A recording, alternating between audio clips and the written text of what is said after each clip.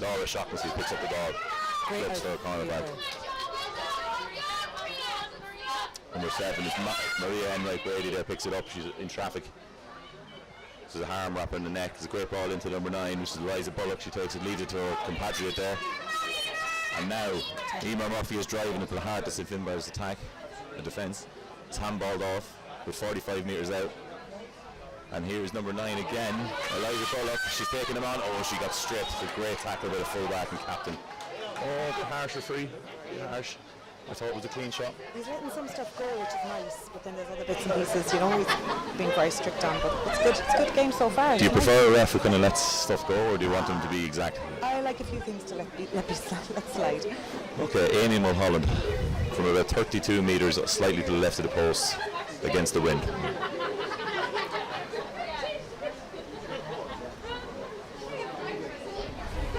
Looks Wide. It's wide. They needed that one, I think, Linda. What's the clock? What are you closing in on? 18 minutes? Still, we're only halfway. The good news is Western Shamrocks have settled well.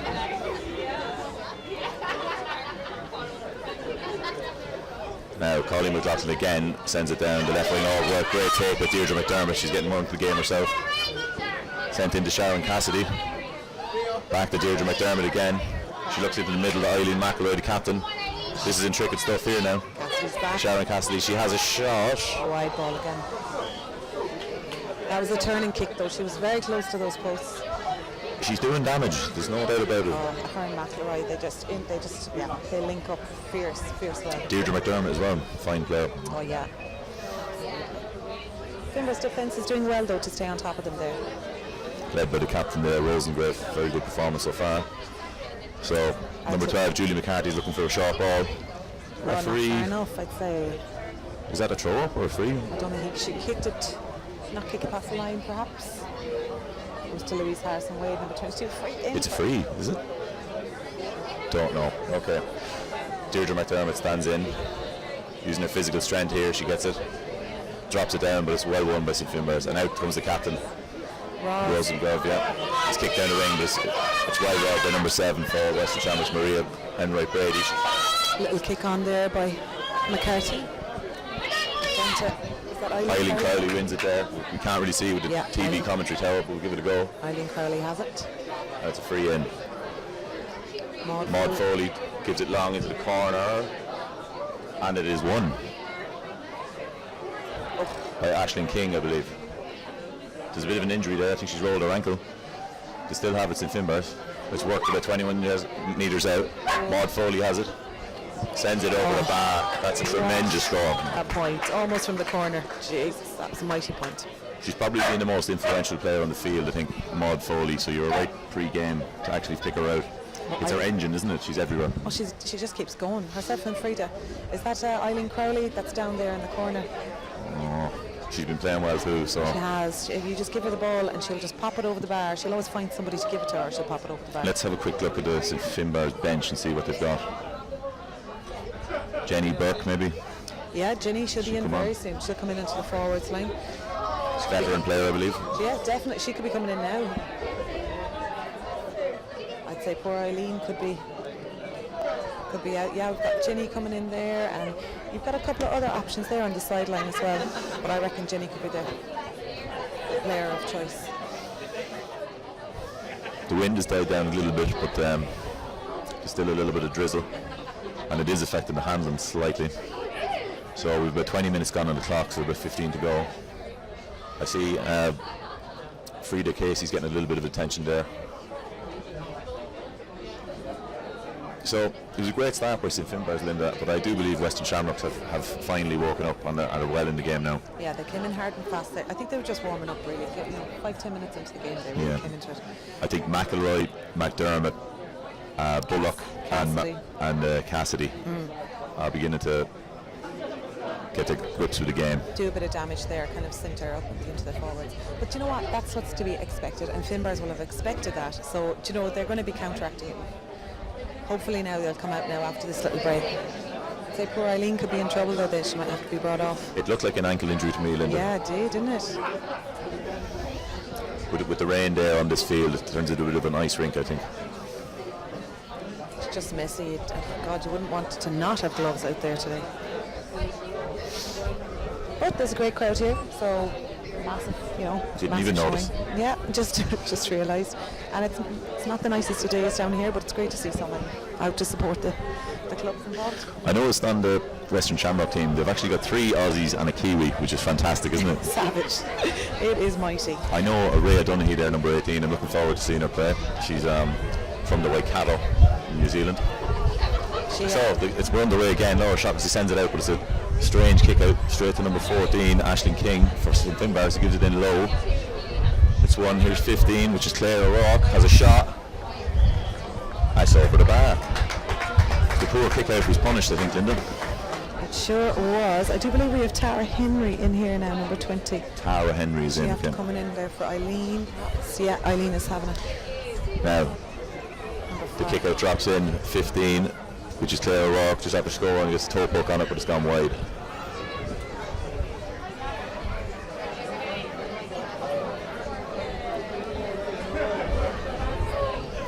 Laura Shaughnessy tries the other wing this time. She gives a short ball accurately.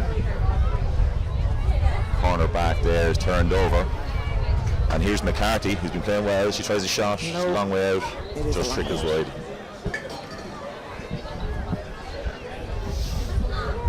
Laura Shock's a mighty outfield player too. I think she's come out of retirement this year.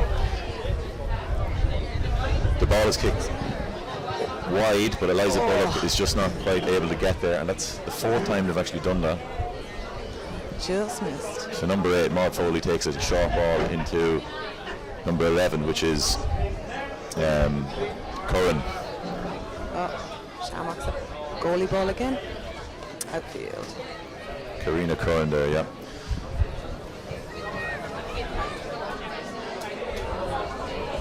So it's a 45-metre kick here for St Finbarrs. Who's going to take it? It looks like Maud Foley's going to take it, is it? Yes, I do believe. Bit of debate with the referee.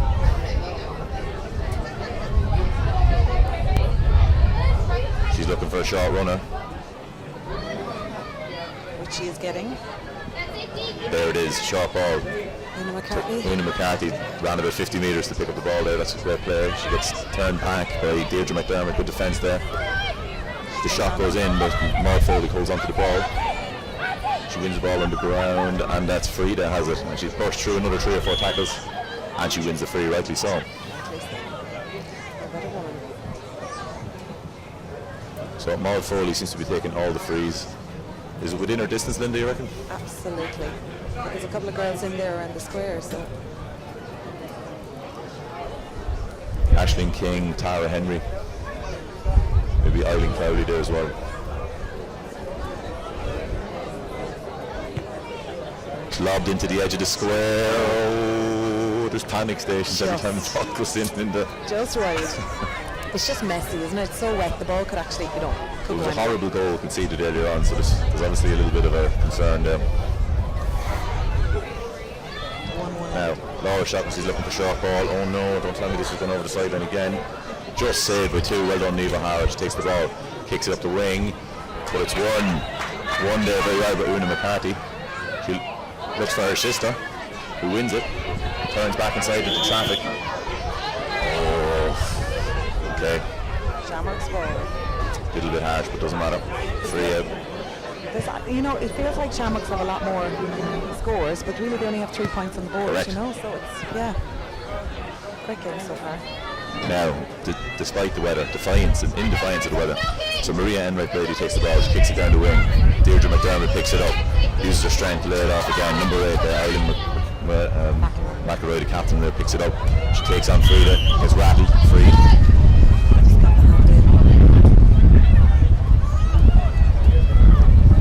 McElroy's looking to go short. I'd be looking for Cassidy if you could find her. She does, there you go. But Mary Rosengrave is there on top of her. She'll win the fray. it's Una McCarthy and wins it. Oh, Una McCarthy, yes. I do understand looking for Cassidy all the time. She's a class player, you know. She just makes space. She just finds it. She's always looking for the ball. Now, Maud Foley, who's everywhere, takes the shot free, and St Finbarrs look to build from the back with number 4, which is Amy Langan. It's worked it in the middle. Oh, nearly intercepted, but Maud Foley just about wins it. Oh, that's 2 or 3 times now the Fimbers will be done for over carrying. Just has to be watchful of that. Bit of descent, it's going to be brought up 10 metres. Number 8, Eileen McElroy picks it up. She's giving it off to a free taker though.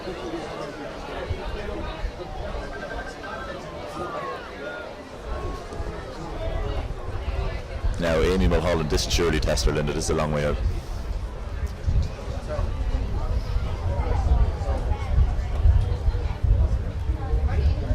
It actually looks really good. Rebound. Oh no! Going through someone's legs, but the keeper comes out with it. Was there And wins the free. Oh, nice. That was messy. Almost catastrophic. Lord. But Colleen McLaughlin does well and clears the ball. There was enough of them in there anyways. Now, nobody is marking Maud Foley, and she gets it rightly. So she works down the right wing here for St Finbarrs, pops it up to 22, who is Louise Harrison-Wade. Louise Harrison-Wade, yes. And now to McCarthy, lays it off. Oh, there's a bit of a loose hand pass there. They need to keep working down this wing. There's plenty space. Shawneen Mallon here is taking into traffic. Number 8 here again. Kerrigan could come out. Maud Foley. It's sent long, but it's turned over. Western Shamrocks now seem to have, they're getting the better at exchanges up here. Shawneen Brady picks it up, has the confidence to take on a couple of Finbarrs players there. Great turn, absolutely fantastic turn. And now Western Shamrocks are driving at them. Oh, Frida getting the hand in. It was a free, I think it was a little bit loose there from Did she Frida catch there. her? I think she might have caught her with the left hand. You have to hand it to Eileen McElroy. You can see where she's captain of the team. When things were looking their darkest, she picked up the pace, didn't she? She leads by example, that's for sure. And Cassidy has her hands on the ball now here, so. She wasn't far off with the last one, the number 14. Maybe she's worth another shot, Amy Mulholland.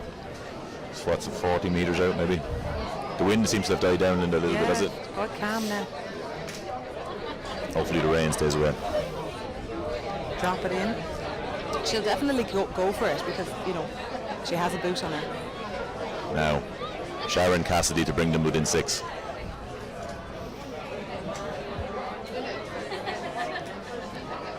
There's a few bodies around the square there, so if it drops in, it's danger time. She goes long, it is going to drop around the square. The keeper is having a great game here.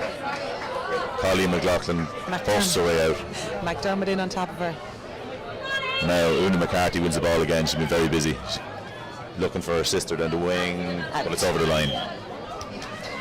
And here's Cassidy again with her hands on the ball. Looking for a shot ball, very good. Nobody's picking up. Eliza Bullock here. She's good shot. That's a solid shot and a turnover. There again. Amy Langan takes it out now on the left wing. Gives it off to Maud Foley, who's everywhere.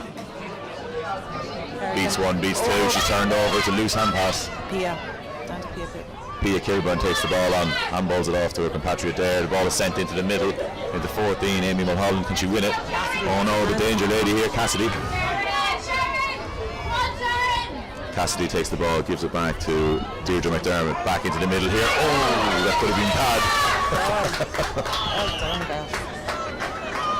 I think if Frida Casey hits it, you stay hit, Linda. Would that be right? Yeah, sure do. And she picks up the ball here. Short ball again to number 6, which is Shawneen Mallon. Looks in the midfield. Oh, loose handling. The slippy ball here is playing a bit of havoc. Western Shamrock win it back. Kilburn gives a lovely handball off to number 7. Maria Enright Brady's driving right to the middle of them. Cassidy. They're looking for Cassidy with almost every ball. McDermott. Here's McDermott now. She picks up the ball. Has the strength to fend off her opposite number. Looks for a short ball. Larry Ross is a great woman to get a hand in. Number 7 is Maria Enright Brady, who's been ambitious here, driving forward from a half-back berth. It's a half block there by St Finbar. They crowded Sharon Cassidy and picked up the ball. McCarthy's doing a hell of a lot of work here from the back. Who's coming out here? She goes long. The Western Shamrocks are out in front and win the ball. And plenty of space on this, out this wing. Now Emer Murphy in the right wing. She's about 70 metres out from goal. Passed it off number 4, Amy Langan. No, sorry, Joanna Kelly actually. The ball is sent in long, but there's nobody there, unfortunately, Linda. And St Finbarrs can take this out of their ledger. Easy handball now. Number 6 is Shawnee Mallon is a bit busy here today as well. She's got her hands in plenty of ball. And she sure is. Number 28, I don't know who, it is, we do know who 28 is. That is Kerrigan. So the ball is sent into the full forward. Oh, it's a big shot. There was knees to her face there, I'd say, was there? Pop right back up. Aisling King has the courage to win the ball, sends it in long to Claire O'Rourke, who wins it. The score here, brilliant score. Claire O'Rourke, and Aisling King's courage is what won that score, Linda, you agreed? Absolutely, and that has been the first point for about how long? Maybe 15 minutes? I don't think there's been any scores in that ball for a while. I agree, the Western Shamrocks defence has really tightened up, I think. Now, Laura Shaughnessy is looking to this left wing continually. I'd say it's too far out of it. It's taken on by Joanna Kelly. She's beaten for it in the air though. Number 15, Claire O'Rourke wins the ball again, but she's intercepted. There's a free in, a bit harsh. I didn't see what deserved merit. No, I was behind the pole there as well, so. Both sides probably could have legitimate grievances with the officialdom, I think. Now, Maud Foley's going to have another crack here, I think. That's a fine shot. It looks on target. Just wide. So the score remains 2-5, 3 points here. I'd say there's only minutes left as well, to be honest.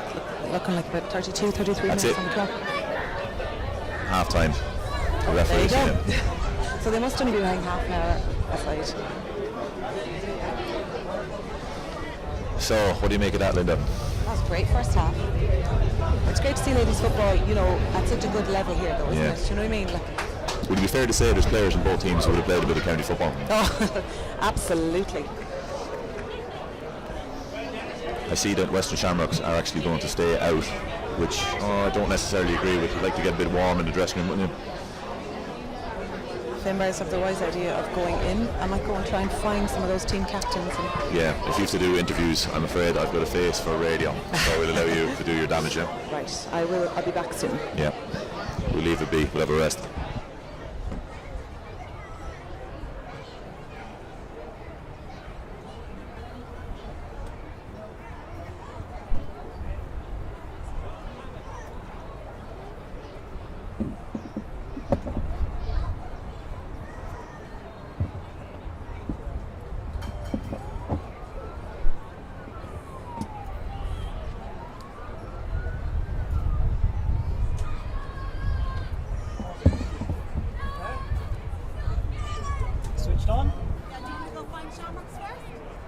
Whoever, yeah.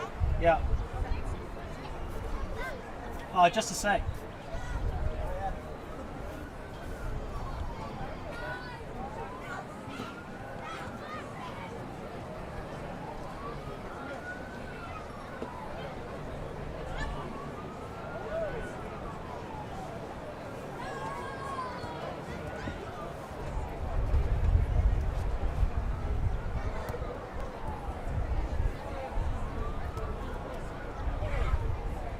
Hey, how's it going?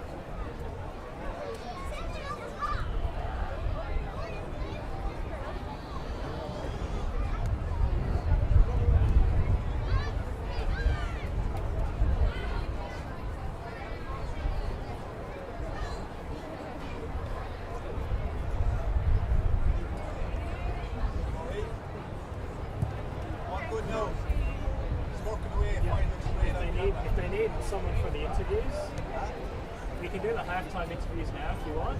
She's just over there at the microphone. So I don't know if you've organised it. Huh?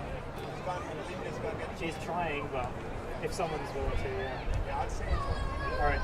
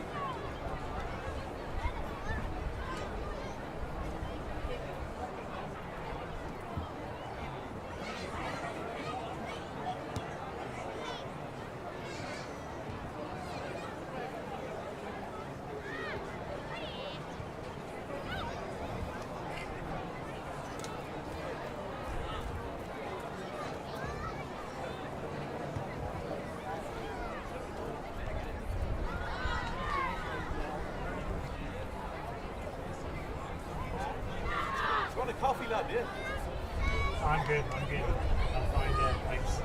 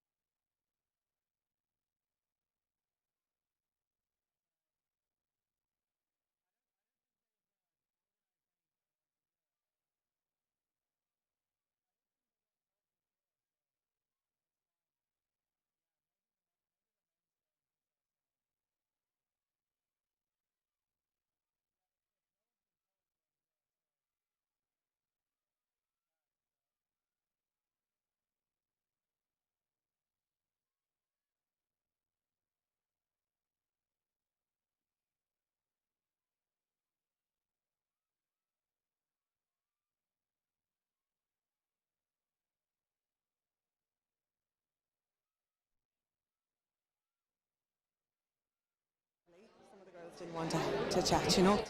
Tensions are high there, so. Game face. Yeah, totally understandable. So, yeah, straight back into it. I'm a bit puffed, sorry about that. Now, what are Western Shamrocks going to have to do to get in the game? They're going to have to score first, Linda. I know it's a simple thing, but... Well, passions are going to be high now in this second half, so that it's going to be all to fight for. Now, Frida wins the first ball, taps it down, but Western Shamrocks turn it over. And here's number 8, absolutely charging down. Eileen McElroy, the captain, driving it the hardest in Finbar's team. She turns, lovely handball in. 14 is Amy Mulholland. That's a superb start to the second half for Western Shamrocks.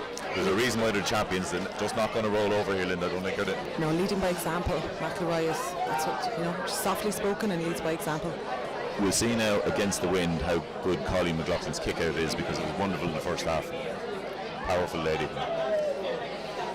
She's indecisive here. She drives it up the middle. And it's won by Kate O'Donnell here. Handballs it off to number 7, who's been attacking all the time, Brady. And she takes on 1 or 2 of the Finbars, and she got belted. Earns herself a free. So it's probably 13 metres out. We'll probably give it to either Mulholland or Cassidy here. Thinks Mulholland is going to shape up. She's kicked 2 or 3 points already. This is probably within her range. I expect her to score this, actually, Linda. There's a tiny breeze out there, so really, to be honest, unless it picks up, that's when they're going to feel it. Yeah. She steadies herself. She tips it wide.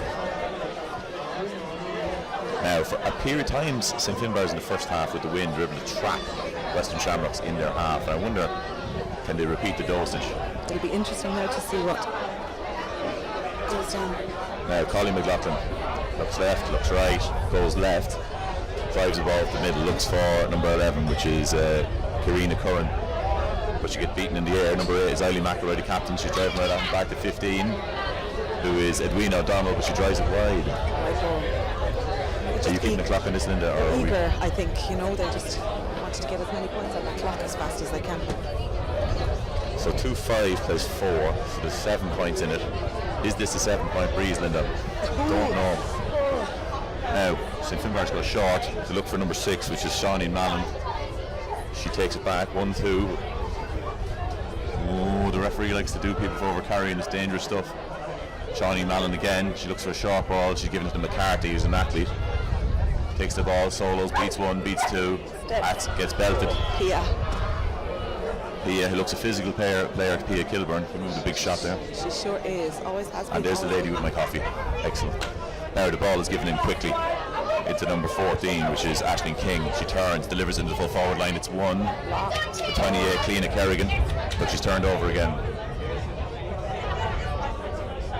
Now number 6 is Shawnee Brady. She's driving it to the heart of St Finbar's again. She sends it long, 1-on-1 in there. Full back, it's enough in it. The keeper has it red. She's beaten for it. Number 11, this is the danger lady, Sharon Cassidy. She turns.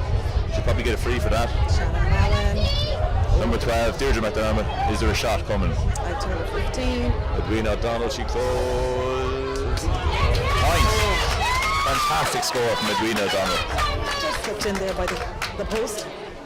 That was some nice linking up coming in through the corner, from the corner. I spoke with Morgan, Morgan there, one of the coaches for St Finbar's at half time, and he agreed with me that this Sharon Cassidy is doing all the damage and they need to be looked after. So they still have Rosengrave on there? No, they have Una McCarthy. If one L Holland was fit to play, I think he'd be picking her up with him. I have tried to in the past, but now short kick out. Number 3, the captain of the team, Mary Rosengrave, comes out with it, gives it off to her midfielder, Maud Foley, who gets done for travelling. In fairness, the referee has been given that particular offence a free for it all through the games. He's been consistent. Now 14, Amy Mulholland. I still believe it's within her range. And it is not as windy out there as you might think it is, so yeah. Yeah.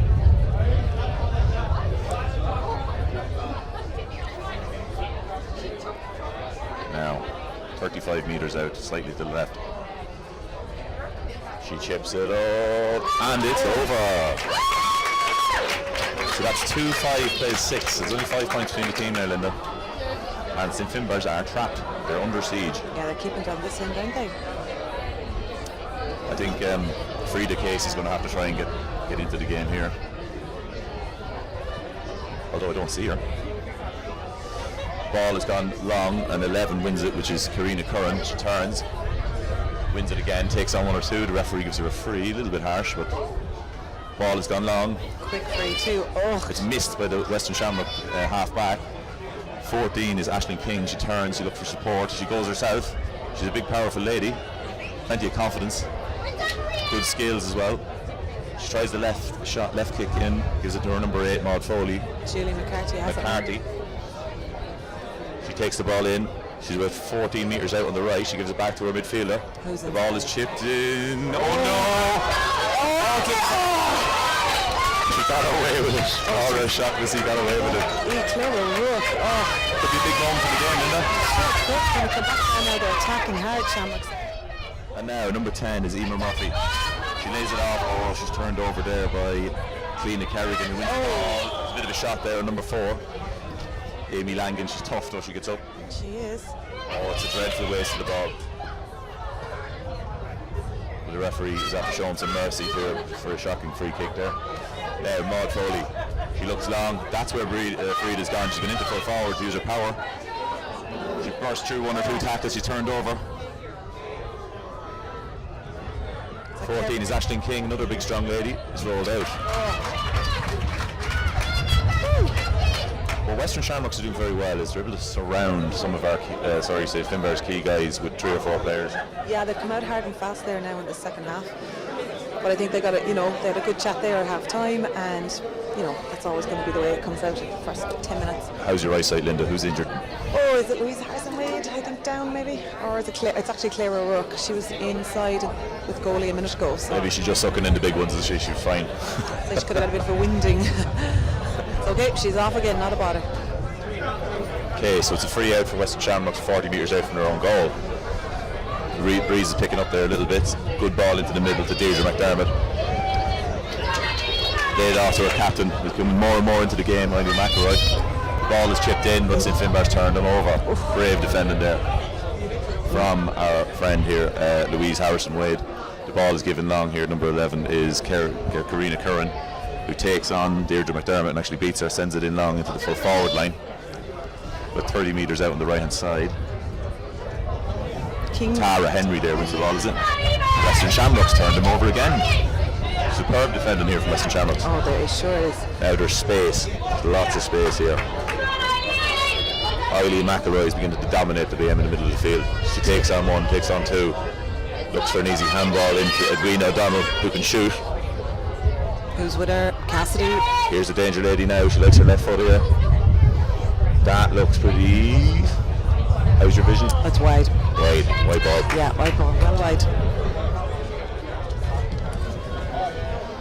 Okay, so 7 or 8 minutes gone, and the score is 2-5, 6 points, 5 in it. Do Western Shamrocks need a goal, Linda? Oh. Not yet, we won't panic. Not yet, but it will come. Number 8, Maud Foley takes a short ball, goes long out to McCarthy, one of the busier players for St Finbar. She's on the halfway line. Number 9, actually, Eliza Bullock has actually picked her up because she has the legs to match her, I believe. It's a great ball into the full forward line. Number 13 here is Eileen Crowley. She turns. She's back in. That's great to see. She's a bit of a limp on her, but I think she'll be fine. She's tough. She is so tough.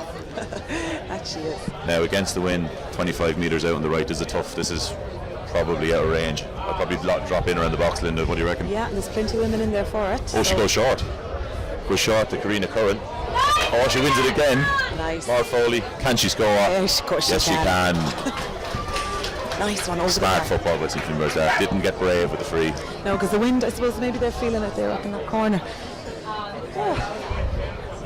It's all to play for though. I know Finbar's are ahead, but it still is all to play for. It's very neck and neck out there, skill-wise. 2-6 to 6 points, and that's a massive kick out.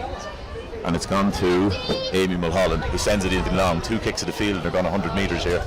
And it's wide, out over the sideline. Do you reckon the water on the surface, Linda, the ball is just skidding on? Yeah, it's nice puck, is it? a little bit slippy up there.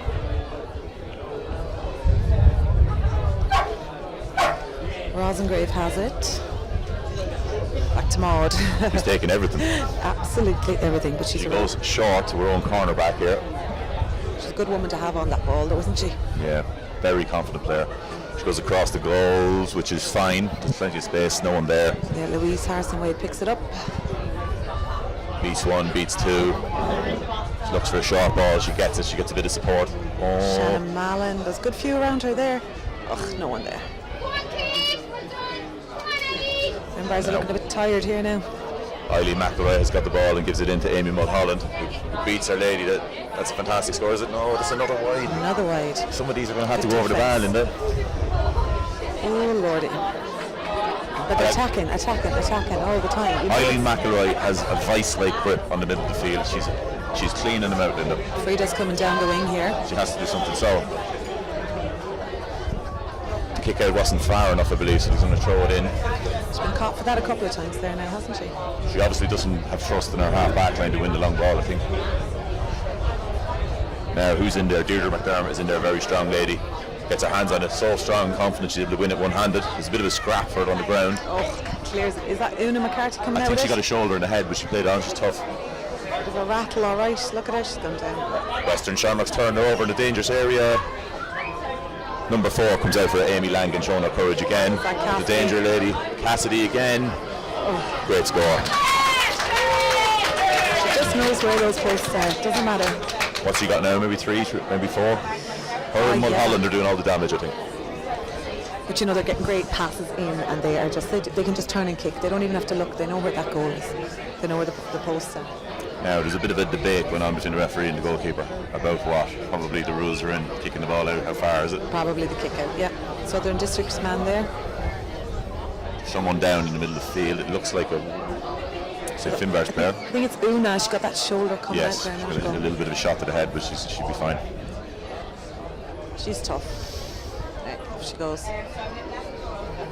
I don't really see, many women coming off the bench, do you? Yet. Now the keeper goes long. McDermott McDermott wins it, but she's actually turned over.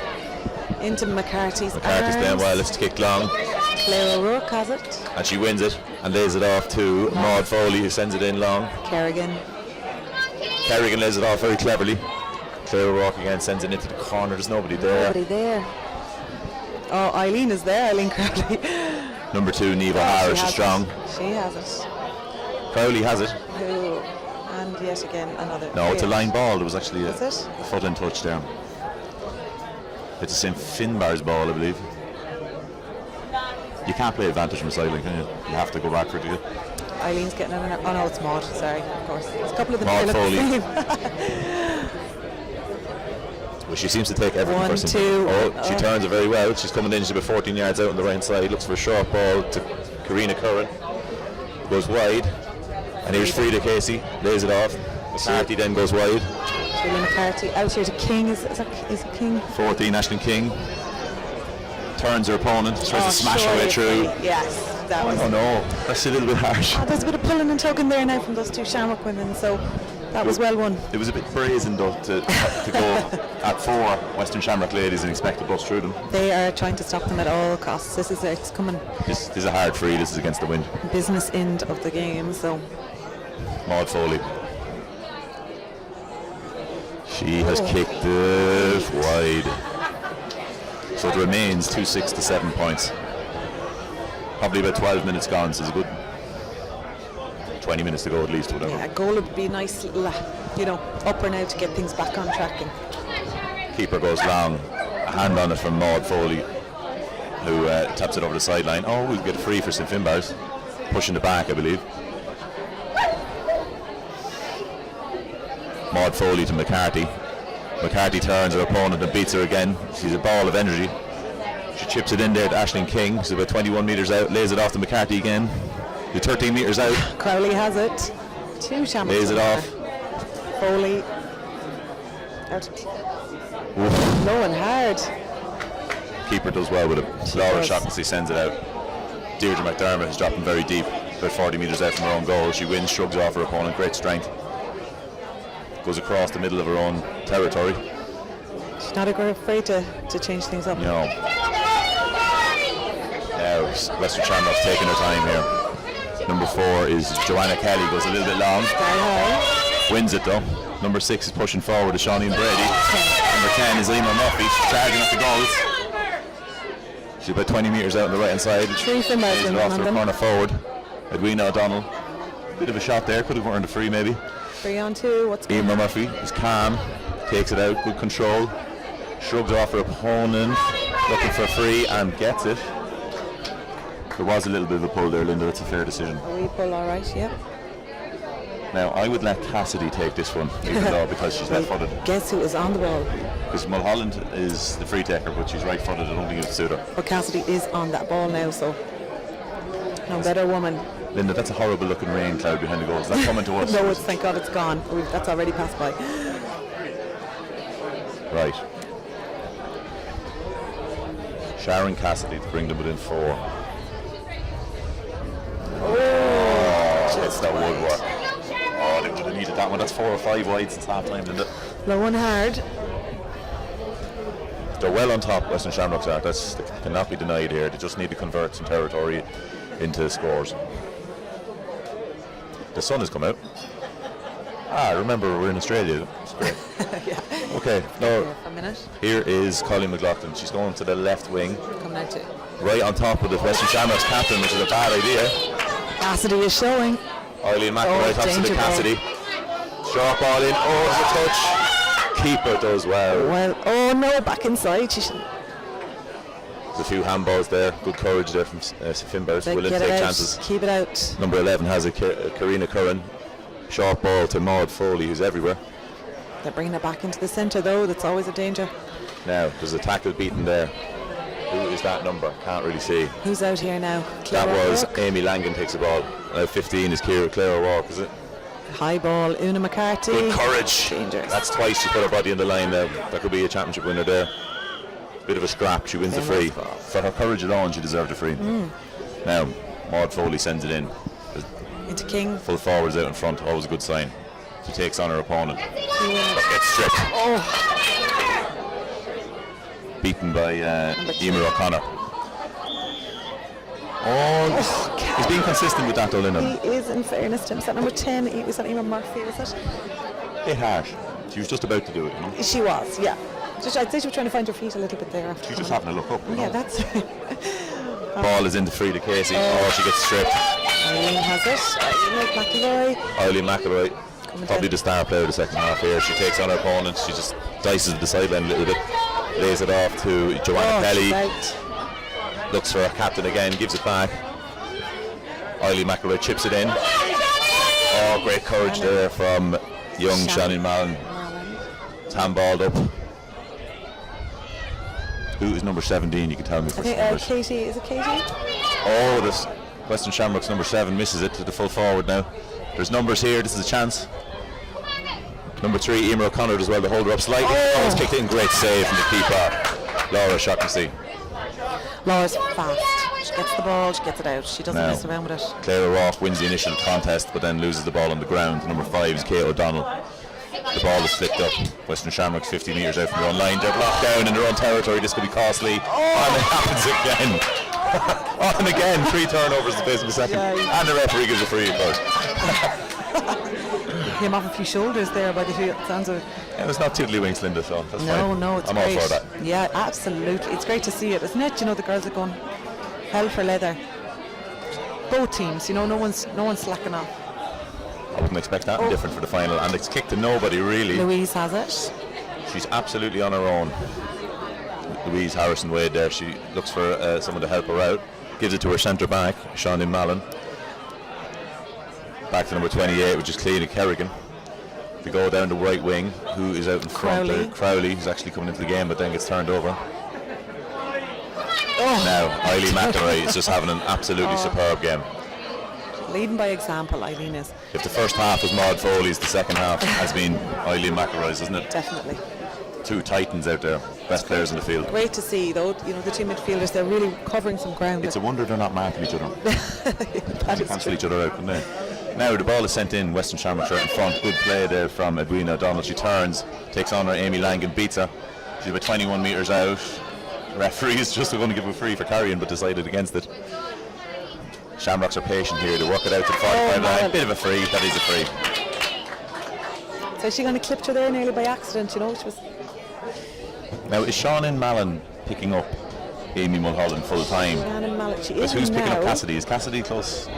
Because the full back, Number 3, I the think captain has now picked up Cassidy because Yeah. she's doing too much damage. Mary Ross is on Cassidy. Yes, she is. I suppose it's just fresh legs as well, you know, show it.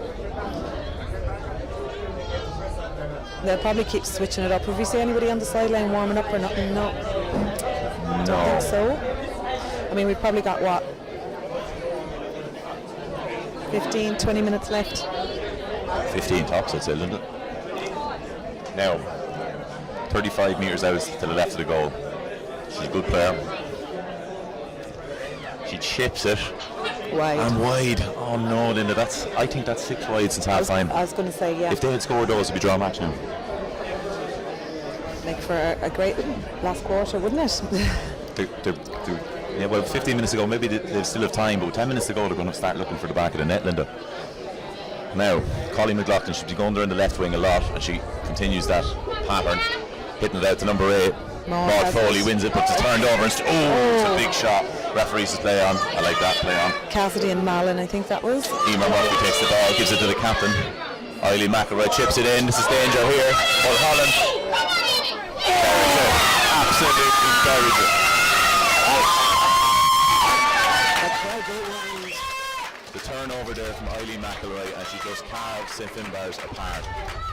The score now is 2-6 to 1-7. There's actually only 2 points between the teams, and I hate to say it, Western Shamrocks now suddenly look like the winning side. But you know, that's the goal this game needed now in the last 15 minutes. You know, a bit of oomph coming through, and it's all to play for. 2 points in it, is that what I've seen there? Yeah.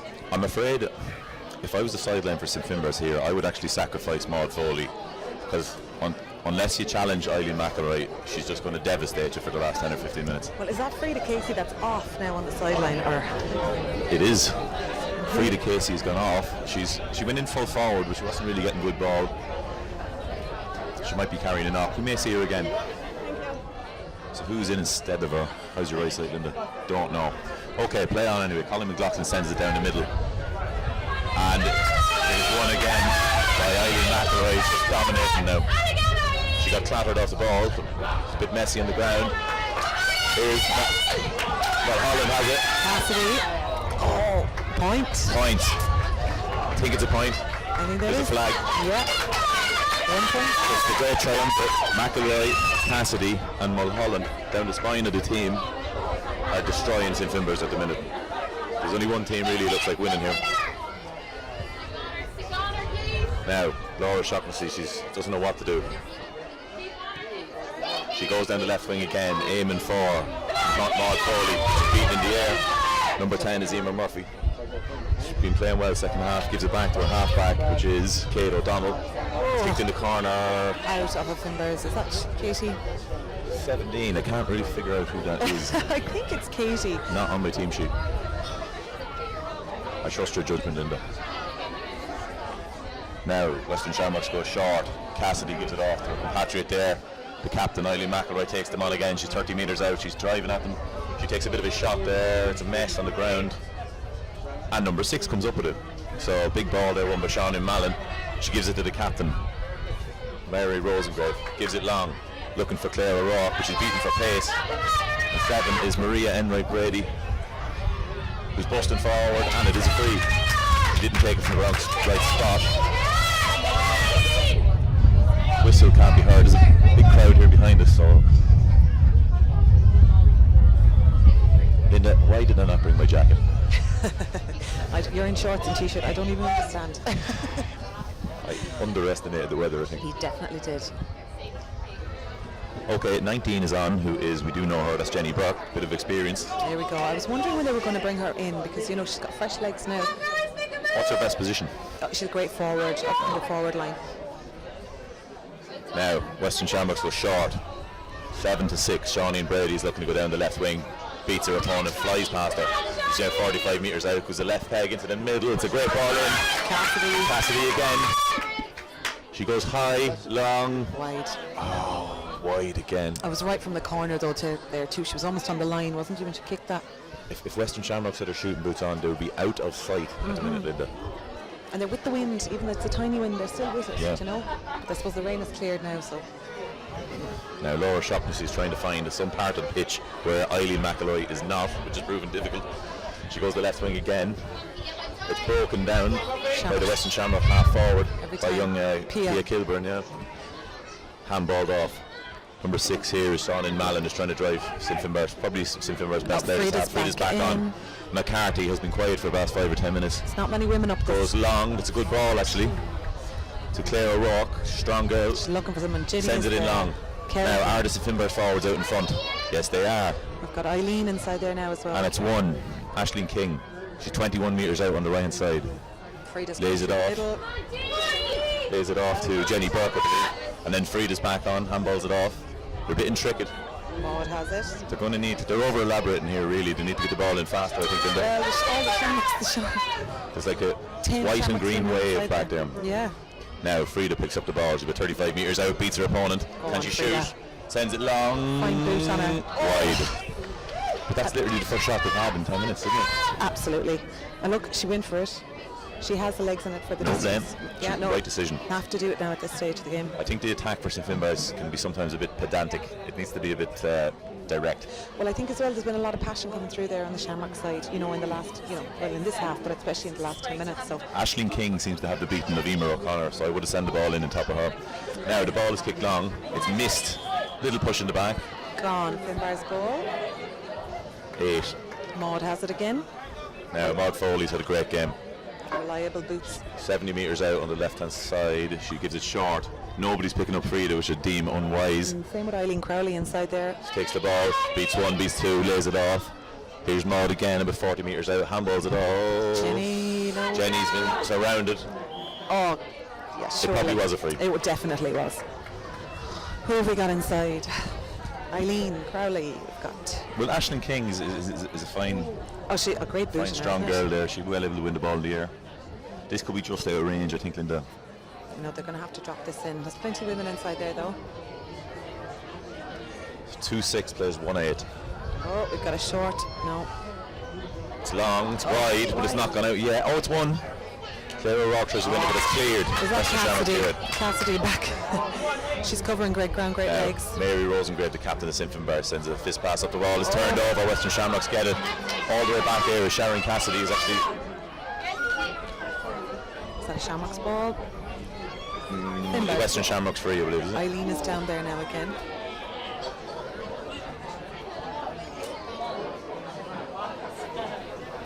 All the tall. Right, and Maria Inright Brady has it. Her brother Shane Inright plays for Kerry. So yeah, she knows what to do with it. Immaculately bred. Immaculately bred. Good Kerry breeding. There's plenty of women there. Short ball to the full back. Emer O'Connor here Back to lays it her. off to 7, which is Maria Enright Brady's been busy. And the keeper comes out, which is good to see. Launches it into the middle. McCarthy's there, misses it. It's that unknown Big bounce. bounce, isn't it? Brave courage. I have to say, Una McCarthy has put her body on the line 3 or 4 times. Her sister's over to her. That's lovely to see, isn't it? You know, just make sure she's okay. You love to see that in the final, though, Linda. Absolute heroics going for the ball. Yeah, everyone's coming in. She's been absolutely pulverised 3 times since she picked herself up the ground. And it's not a bother on her. Like she just It's hops a off bit the of a other bother on her girls. now, though. Well, yeah, you know, she's taking a good bit of hammering there. Yeah, she's tough. Her sister's a fair athlete as well, I think. Is she? Oh, absolutely. And she's the younger sister as well, Una. And I do believe the two of them and Eileen Crowley are from the same club. They live very close to each other back home anyway. I like this player, Claire O'Rourke, the 15 for St Finbar's, but I think she's playing too far out from the goals. I'd have her closer in. Yeah, she's a weapon inside there in that front, the forward line. But I suppose they've got Crowley inside there. Jenny's gone in now too, Jenny Burke. Now, Frida wins the ball and wins the free. Great strength. She leaves it for Maud Foley to look up to her attack. She's looking for a bit of a run, sends it out. Who is it? I think it's Claire. Sends it back. Here's Frida through the middle, about 70 metres out. Takes on the centre back, Shawnee Brady, and beats her for pace. Sends it into McCarthy's about 40 metres out on the right hand side. She turns back and gets turned over again. The Western Shamrock's half back line has been excellent the second half. Shamrock's ball. The ball is in kick short. Cassidy has it. Danger for Cassidy, and Turns it into 15 to Weed O'Donnell. Mulholland's gone on the run there, John. I don't like to see Mulholland one-on-one. She's dangerous. Oh, Rosengrave She's missed it. Mulholland takes it. She's on the end line. She turns and shoots. Wide ball. Good on her giving it a wee go anyway. What's the clock, Linda? Oh, I actually wish I knew. I'm too engrossed in the game to know. There's only minutes left in it. 2-6 to 1-8. I can see Colleen McLaughlin is a little bit taking her time now. Now, she needs to keep the ball away from Eileen McElroy, which is actually hard to do. She sends it down the middle. It's hit by Shannon Cassidy again, who wins the ball, takes it out to the left. And the captain has it again, Eileen McElroy. Takes it down the left-hand side, beats one, beats two. 30 metres out, turned over, the key time. Number 6 is having a great game. Shawnee Mallon wins the ball. 50 yards, gives it a sharp ball up. Oh, Una has it again. Una McCarthy. Good on her. Look at her. Hard. There's minutes left in the game now. She is going to be walking wounded at the end of this game. She's got absolutely poleaxed about 4 times, Linda. Now, Maud Foley takes pretty much all the frees. She has it about 45 metres. She goes short. Shannon. Looks for Back to her. She loves that one, the one. Shawnee Mallon. Gives it to McCarthy. Looks to stretch the legs. She's companying Eliza Bullock, but she's going to take her on anyway. Beats one, beats two, sends it in. Can Aisling King win it? She does. She's given Emer O'Connor a lot of problems, and she wins the free. Oh, Dangerfield here now. Just Western Shamrocks have come back tremendously well, but just cannot summit the mountain. They're so close. The wides have killed them a little bit. It's the wide. I hope it hasn't Kill sucked them. the confidence out of them a little bit, Well, there's only minutes left now in the game, so 1 point in it. Great to see, but Kick to 11. Karina Curran has on the ball line. It's not a great hand pass out over the line. just a bit Now, messy. there's a bit of urgency about Western Shamrocks here. 14 metres out on the sideline. Cassidy here in the middle of the field. Going short to Deirdre McDermott, is dropping very deep. She's going to cross her off field, goes long. Oh, Cassidy will be Who's out there? Here she comes. 2 women.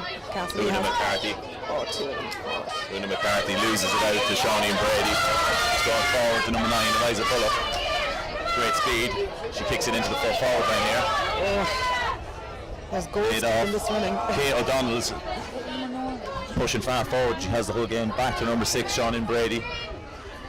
She's got the left peg. It's up in the air, though it's not really to anybody, Linda. Plenty Finland. And who's there? Maud Foley, who has put in an Olympic track sort of a feat here in athleticism. They needed to use And that McCarthy. pace there to their advantage. They came down very hard and fast. So McCarthy goes long. There's a 2-on-1 contest here, but the St. Finbarr's girl comes up with it. O'Rourke has it. Down. Sends it in long. Oh, It's okay. oh, she does the splits. King is in there as well. Get it to King. Oh, Number no- 11, No one Karina inside Curran. now. There's free players everywhere. This is danger here. Una This is McCarthy. danger here. Go on. And the shot. It's over. Take your That points. could be a signal. Take your points. The goals will come. Una McCarthy. Oh, she's brilliant actually in She's this an half, especially. absolute warrior out there. She's done so well. So a massive kick out. McCarthy, her sister, wins the ball, wins the dirty ball in the middle, gives it off to 15, Claire O'Rourke. The wind is picked up a little Maud. bit. Katie, Una Maud again. McCarthy again, they're playing around. Frida Oh, gets turned the over. top end. And 10, brilliant by Emer Murphy. The free against them. Bit harsh, Linda. That's a bit harsh. There must have been a wee clip or something there, was there? I didn't see that. Nothing I would consider overly too physical anyway, so. But the ref saw it, so Right. Anyway, Here we go. St. Finbarr's go to the right, go short. They're happy to play around the ball. But you're 2 points up in the final. yeah, I but don't it's blame them. dangerous territory down there. Look, you've got Cassidy and McDermott, and I wouldn't like to be messing around with when they're close by. Yeah. Maud Foley, they're know? going backwards here. Where are they going? Come on. And it's over. They obviously knew what they were doing. They knew how many things were left. Finbars. A fantastic game of football, Linda, wasn't it? It was a great game. I was like, get up the field. Great win for Finbars. I'm afraid the wides for Western Shamrocks hurt them Oh. hugely. They were dominant in the second half and didn't convert the chances. Absolutely. But look at that. Isn't that great to see? There was serious passion there in that win. It's not like they took that for granted. That was a well-fought battle out there. For me, the best player on the field actually played for the losing side. So I felt that Eileen McElroy, the captain, was absolutely astonishing in the middle of the field. She was brilliant. She really was. There was a bit of tiredness there in the end of that second half, I reckon. But you know what? You can't fault either team. It was a great game of football. So Brilliant. Another thing is Frida Casey went off for a little while. She was a little bit quiet. Yeah, I'd and say then she came back into the middle. Did you notice? And she won a few critical balls. she did. And do you know what? I'd say maybe she just needed that wee breather and back into it. Other players that catch my eye: Una McCarthy, absolute Xena the warrior princess. Kamikaze for the ball. And linked up so nicely with her sister too, didn't she? Her sister is an athlete, Yeah, pure yeah. and simple. Maud Foley was everywhere. The keeper, Colleen McLaughlin, was excellent as well. Kickouts were good, solid on the high ball, very reliable. Your Aisling Higgins and your Clara O'Rourke there inside, you know, you're 14 or 15. Won every ball. I would have liked her closer to the goal. Eileen Crowley, you missed her there for a while when she was gone off, but it was great to see her back on the field as well. Great to see Jenny Burke out there as well. For the losing side, apart from McElroy, of course Sharon Cassidy is excellent out there. Oh, yes, she and Amy Mulholland is very good. And Deirdre McDermott as well. She's always there or thereabouts. And another girl that caught my eye actually was Maria Enright Brady there. She was able to, Yeah, she linked up great, didn't she? she was willing to attack and drive forward when the game is going against them. Okay, as I said, I've got a face for radio. Are you going to do something here, or will we? I'm going to go out and have a wee chat with the... Well, I've got a broken neck, so I can do it. Okay. I'll mind your kids for you, don't worry. Stay tuned. Yeah.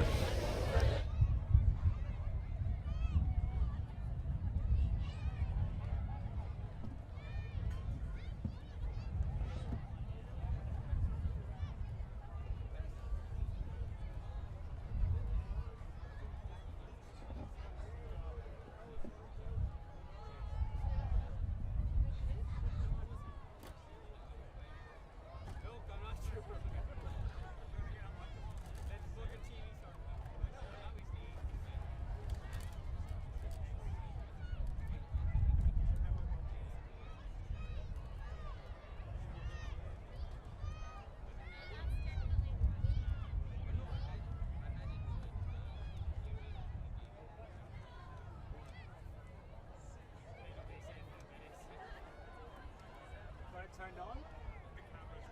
Okay. Probably just stay around 20 meters from me. Don't go, like, when you actually interview them. Yeah. Try interview them around 30 meters from here. Yeah. Yeah.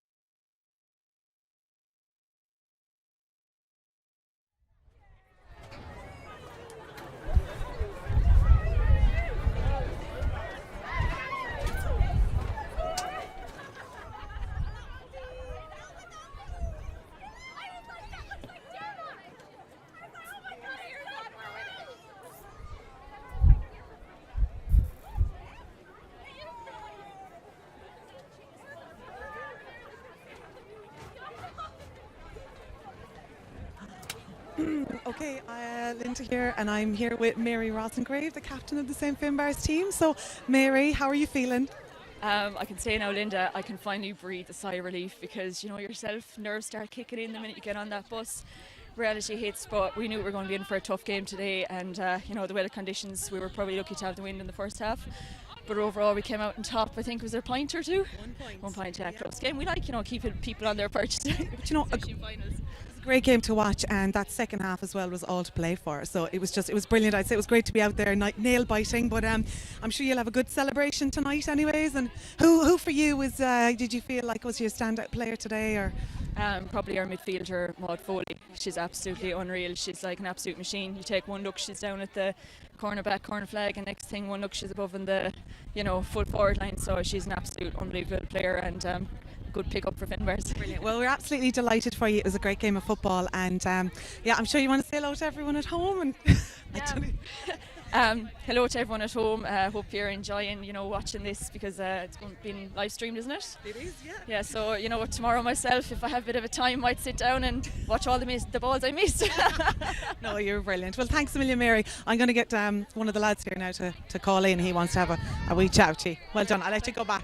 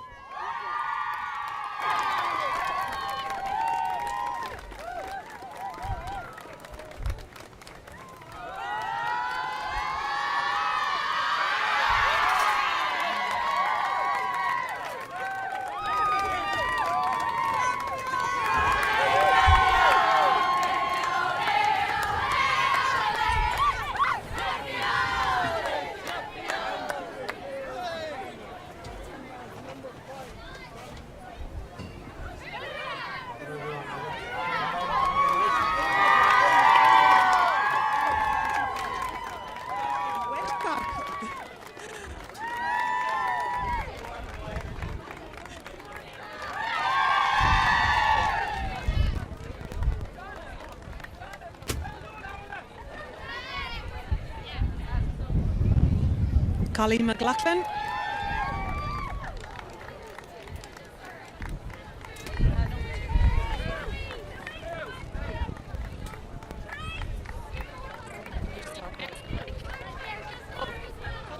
Amy Langan. Luna McCarthy. Shannon Mallon. Katie. Maud Foley. Frida Casey. Karina Kern, Julie McCarthy, her sisters Julie and Una.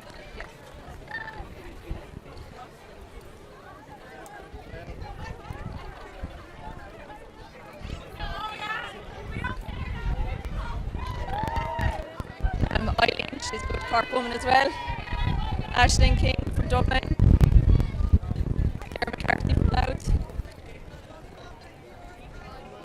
Then Lauren.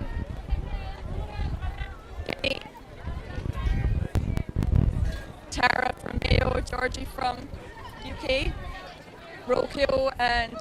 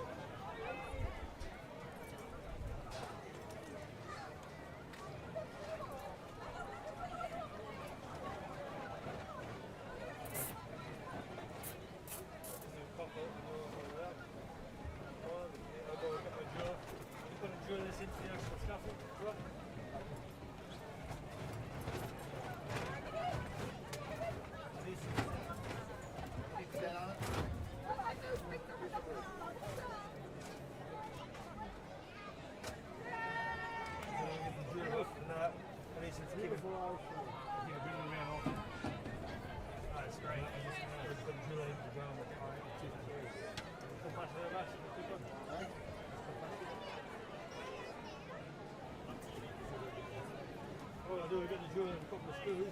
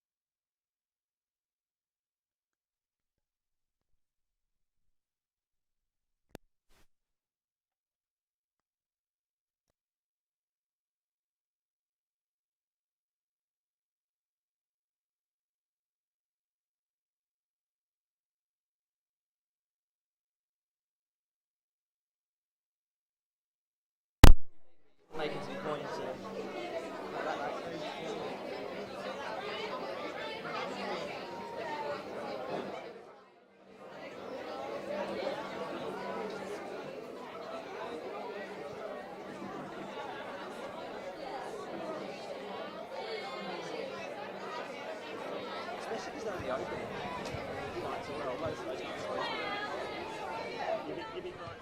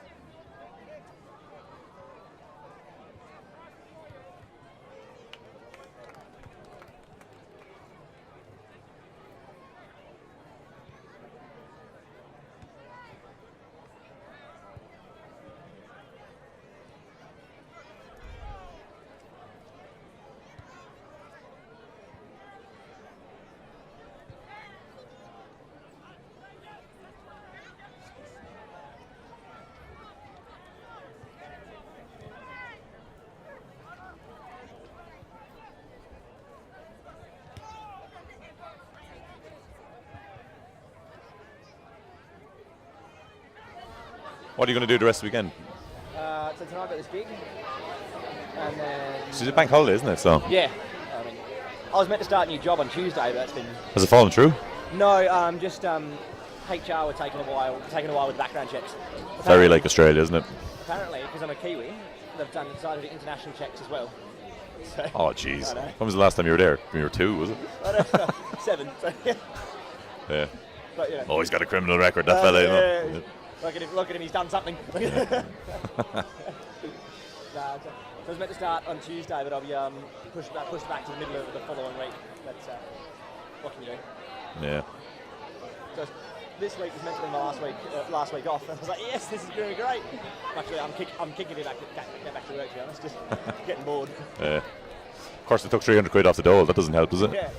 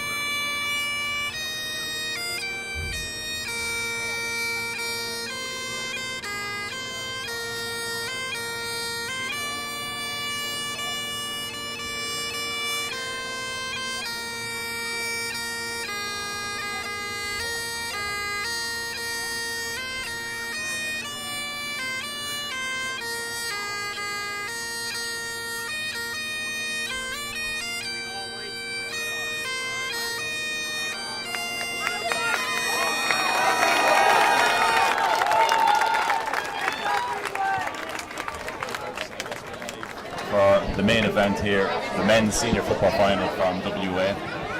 We have Greenwood, the champions, 3 years running, very powerful team up against St Finbarrs. Greenwood also happen to be the league champions as well. Very powerful team with most of the spine of the last 3 championship winning sides together. A very cohesive unit, very dangerous. The commentators today are Conor Brennan and Linda Holland here beside me. And Linda, the weather has finally broken. We're going to have a game of football that might break out. We sure are. We're definitely in Australia now.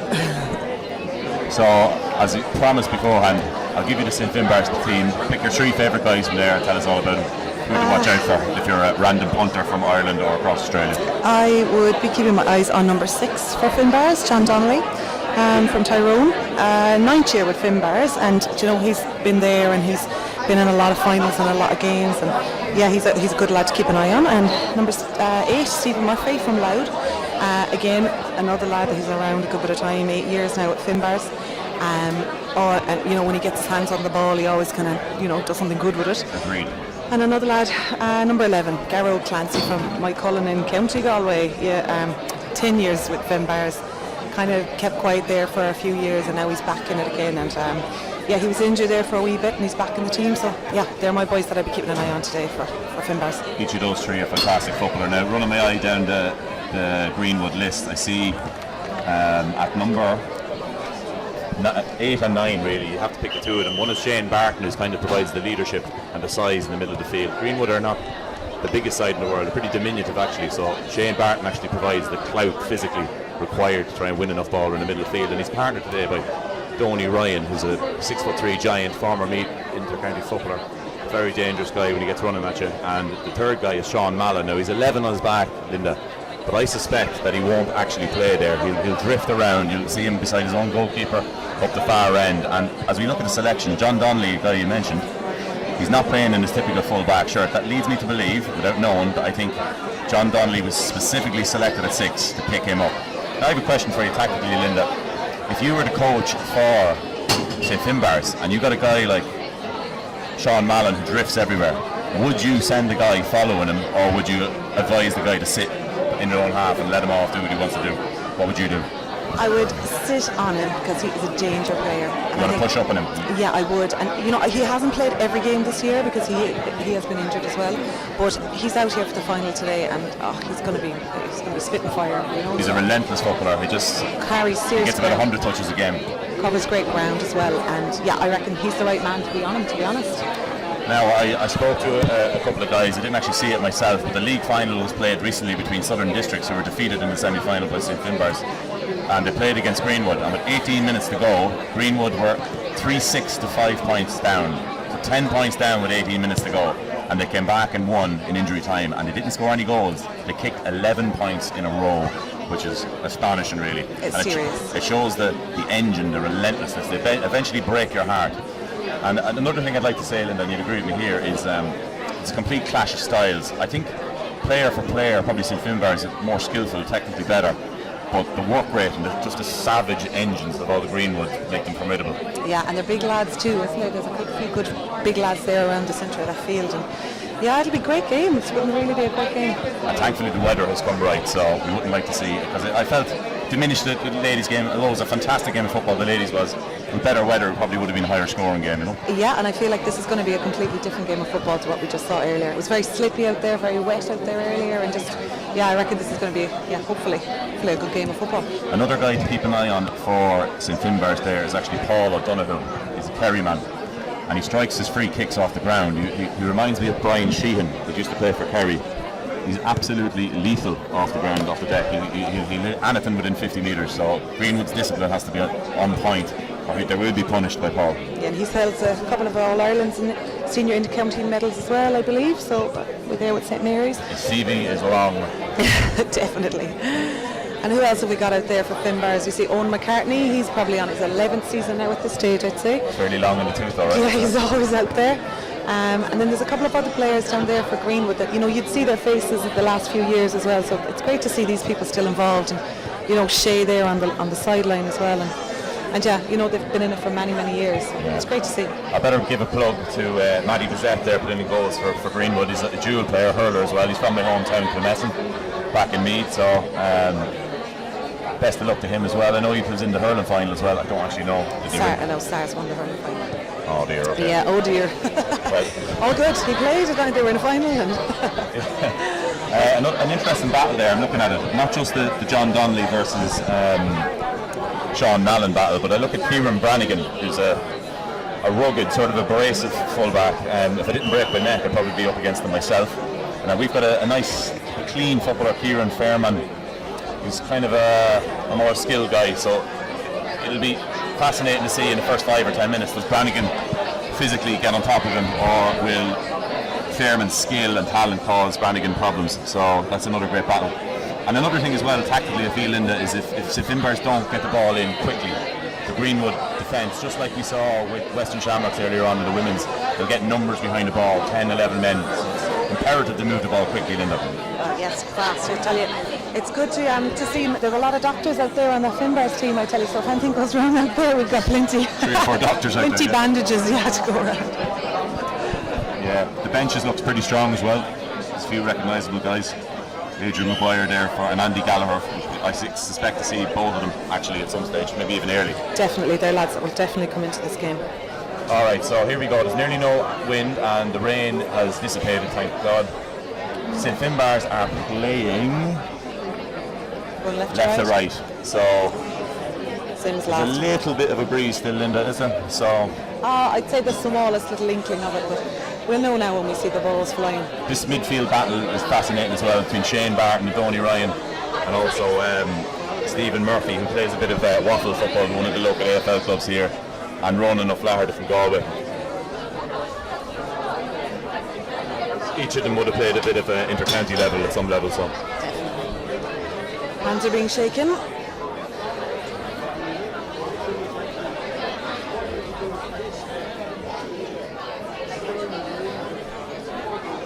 And Robbie O'Callaghan there, refereeing the final today. that's who he is. The Marley man, He's a good lad. ex-president of the GAA here. Sad to say I've actually played against him. That's how old I am. Here we go, let's get going. This is it, the 2020 final underway.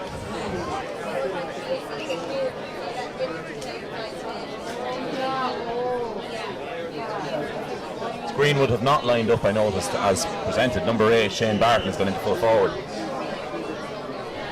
Now Ronan O'Flaherty picks up the ball, fouls straight away. He's looking to go long. Out here to his other midfielder. He hits it in, looking for Aidan Cooney, who's out in front. Lovely little flick off. McCartney has it, big From kick. McCartney, left foot. And a point. Point on the board after 30 seconds, Linda. What a Good start. lad. That was a lovely start, wasn't it? Kicked it into the right man. Lovely little flick there from Adrian Cooney, the corner forward from Cavan there. It's great to see these injured lads, you know, they've been injured throughout the season back on the field today. So Magically, the magic sponge gets right. yeah, magic water. Okay, first kick out here for Matty Bissett. He goes low and short, looking for the sideline here from Sean Mallon, who picks it up, probably pushing the back there. Oh, Free against Sean Mallon. he's not Few impressed little by that niggles, anyway. however. Kieran Fairman introduces himself. Sean, he's not a big man, but he definitely can handle himself. Robbie will put a stop to that fairly early anyway. Now, this looks very far out for Paul O'Donoghue, but as a Kerry man, it's a bit like the Brazilians with a soccer ball and the Kiwis with a rugby ball. The Kerry man is born with a GAA ball in his hand, so he'll have a crack. Absolutely. They're having words. Getting a warning, I'd say. So, Paul is roughly 40 metres out on the right-hand side. He goes long at the outside of the boot, it's curling in. What a score! What a score! I thought that was going to go wide there for a second, but it curled in nicely there It's a towards the end. beautiful point. That's, as we pointed out before the game, Paul is a serious footballer. He's the Brian Sheehan about him. Now, Matty Bissett went short with the first kick out. I don't know why that would be the case, seeing as you have a man like Donny Ryan in the middle of the field who's well able to win his own ball. She goes short again to the side. Adrian Cooney wins the ball, it's gone over the sideline. So Finbar's sideline from about 50 metres out on the left. Adrian Cooney leaves it for run. Oh, hang on. Paul O'Donoghue's going to have another shot. He sends it in long. It's 2-on-2 inside. Owen McCartney here turns back inside, lays it off. Stephen Murphy has a look around. Clancy on the ball, low and hard, wait for it. Clancy Oh, goes across the goal and wide. he's a real man he loves hitting a low, hard ball into his forward line or in over the goal. He's got a lovely turn. He turns, kicks, and it's just Fabulous football. Yeah, great football. Doesn't look like much, but he's a real brilliant. He uses the most important muscle, Linda, the one between his ears. No? Brilliant footballer. Yeah. Now, the Matty Bizet kick out here is being targeted, I think, so Greenwood haven't been able to win a single ball yet. He's going to have to long and high to try and get his big man into the game. 14 there in the middle of the field is Shane Gaffney from Dublin. He's looking for a shot again. Oh, it's a lovely kick out there with Matty Bizet, straight into his chest. So Shane Gaffney turns, sends it up the left wing. It's won in the air though by Martin Atkinson, gets his hands to the ball. Paul Ronan. And Ronan O'Flaherty turns it over. Back to Paul O'Donoghue. He takes on 1, 2, 3 men, gets stripped. It's turnover for Greenwood. And now short ball up the wing here. Sean Mallon turns. He's probably fouled. Yeah, that's a pull of the jersey there. Number 14 is playing very deep for Greenwood. Shane Gaffney sends it up the line again short. This is the way Greenwood played. Very. Oh, cheeky. Oh. Did you give a free for that? Don't know. Anyway. Number 9, Donny Ryan, he looks up 70 metres out, sends it in right in front of his full forward there. Joe McManus turns, he's beaten there. Patter Fawn putting on pressure. He pops up the ball. Number 13 is playing very deep. Shane Flynn goes running with it. Sends it in long inside. Too long. To nobody. I do like the direct style of play for the Finbars because Greenwood are such athletes that they will, if you take your time, they will get behind the ball. But they will. They really came out the wing there at that time, but just wasn't meant to be. Do we time this one or do we forget again? Doesn't matter, we'll be alright. We'll be grand. Now another fantastically accurate kick from here from Matty Bizet. He sends it down to his midfielder. Sean Mallon's picked up a lot of ball early. John Donnelly's right on him though. Well matched. Donny Ryan takes it. Lays it back to Sean Mallon. 2 lead men working together. It's sent into the corner. So Greenwood trying to work tight. Joe McManus takes on his man here. There's about 2 or 3 St. Finbar's players there with him. And the referee gives a free. Don't think it's a kickable free, Linda. Can't really see it. There's 100 people Our in the sight road. is a bit, compromised. Robbie's out there with them anyway, so. If I was to guess, looking at the team sheet, probably Joe McManus. 12 is on the ball, yeah. Mark McCabe.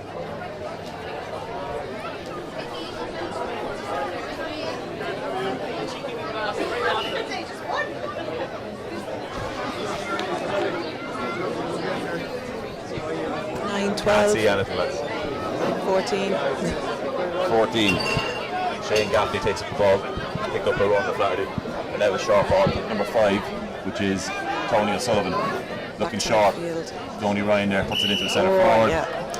Pull down. Foul there by Colin O'Matney. Quick one. Sent in quick. 10. Darren McLaughlin here sends it high, very high, Lord. wide. But still, it's Greenwood's first real shot. It was a bit of a Hail Mary, but they gave it a go. Right, we've Alan Burke here in goals. He's a reasonable kick in football, probably 50-60 metres. And Ronan O'Flaherty is probably the guy you'll aim for. He's wonderful in the air. I don't think they'll be playing short ball. Paul Ronan is on the run here. Now, sent up into the middle. Stephen Murphy has his eye on it. Broken. It's actually won by Paul. Donoghue. Sent in to Shane Flynn. He turns, looking to beat his man. Looking for support. 10 And the again. Kerryman again off the left foot. Super score. Over. Nice. They linked up great there. Absolutely superb score. Paul O'Donoghue has kicked 2 points already. If Greenwood don't get the grips of him early, could be problems. Now, perhaps St. Finbar's figured out that Matty Bizet is looking for short ball, and the run is made. Stephen Murphy's picked him up. He goes out to the far wing. It's picked off though by St. Finbar's guy. But number 2 for Greenwood comes out with Brian McConnell. Puts his body on the line, wins the ball, turns back, looking for support. He's been harried and hassled by two St. Finbarr's guys, and the linesman says Greenwood ball.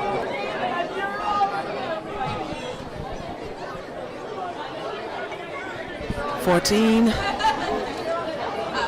Shane Gaffney operating very deep for Greenwood here.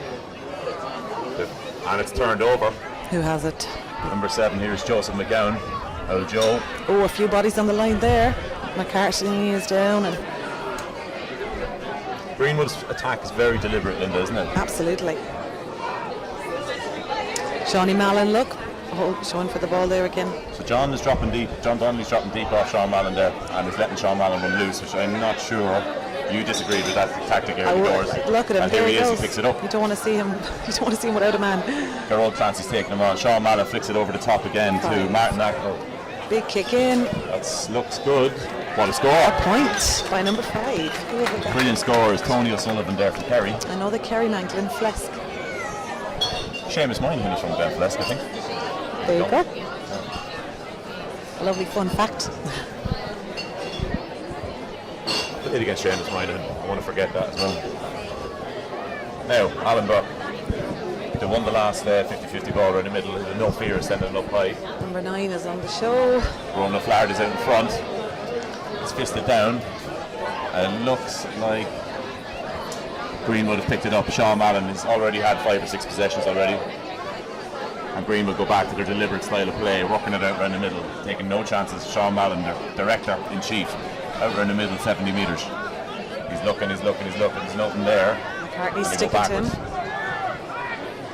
So, You can't leave him loose. Who have we got coming up through? 7. Shane Gaffney give the ball off to Aon. Got it again. Got it again. And it's turned over. Just speed here. Whoever's going to get to it. Oh. It's a big shot. Big shot there. Carlos Flynn from Offaly there took a big shot. Took it well though. Hopped off the floor. Who came in there? Number 2, Colin O'Mahony. Tip. Number 13. I don't think it was a cheap shot, Linda. I just think it was a hard shot. It was a little bit late. It was Unfortunate there was 2 of them coming in at the same time, I think so. Yeah. 1984 would have been allowed. Now, Carlos Flynn, he's about 80 metres out from the St. Finbarr's goal. He's looking for a short ball. Goes up the line. But Padder Vaughan is first to it. Full back. Still won. But Greenwood again. Carlos Flynn again works it back. Shane Gaffney works it across the middle. Cartney in on top again. Nick from Cran sends it into the corner. It's a good ball. And the full back is up high up the field. Kieran Brannigan. Sean Mallon again in the thick of the action. It's a bit of a high shot. Bit of pushing and shoving. Come out of it. Some hard men out there in the There he is. There he over is. at times. Don't want to see it boil over too much too soon. You know? As we suspected, though, Linda, Sean Mallon is having a huge effect here for Greenwood. He's picking up oceans of ball. He's basically unmarked when he drops past. He's the 60 link metres man. out. He's absolutely the linchpin of this team. Now, who's kicking that? Can you see a number? Yes, that you can. Don't know. He's a left-footed lad anyway. He's about 25 metres out. He's kicked it high. Looks good over the black spot. Great spot. 12. Number 12. Mark McCabe. So he actually took a free over here about 5 minutes ago, so he's obviously the established free taker here for Greenwood.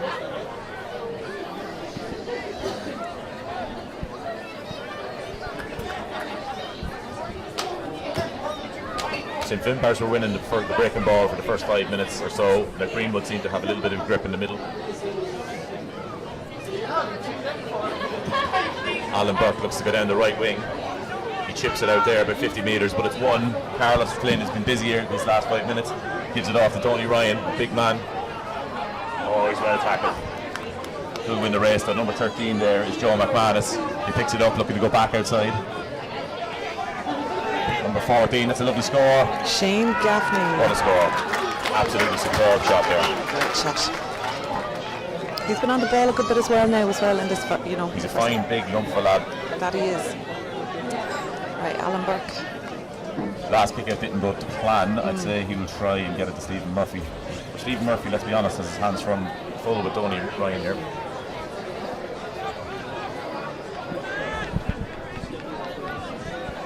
The breeze is almost completely gone. He goes low out to the middle.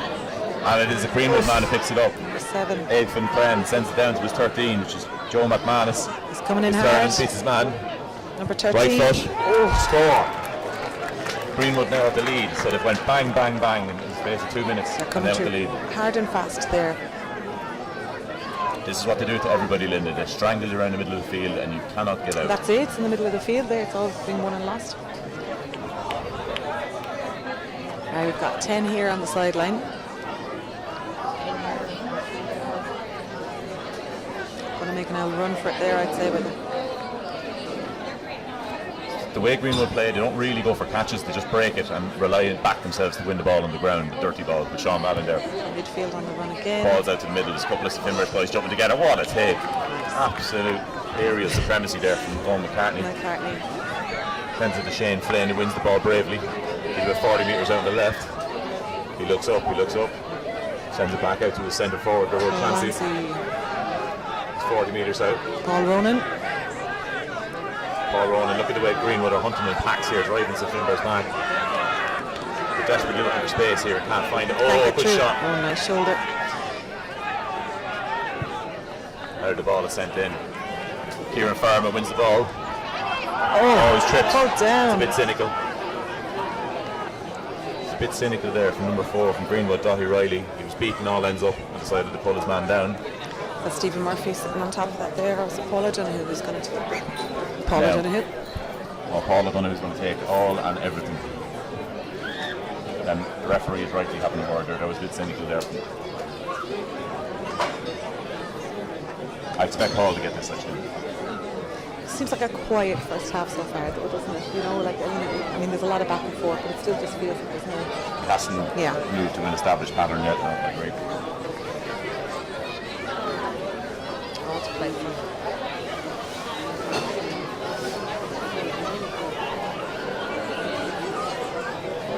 Now, Paul O'Donoghue, 25 metres out to the left, it suits it perfectly. I expect him to just chip this over the bar. Very low ball. Very low, he misses it.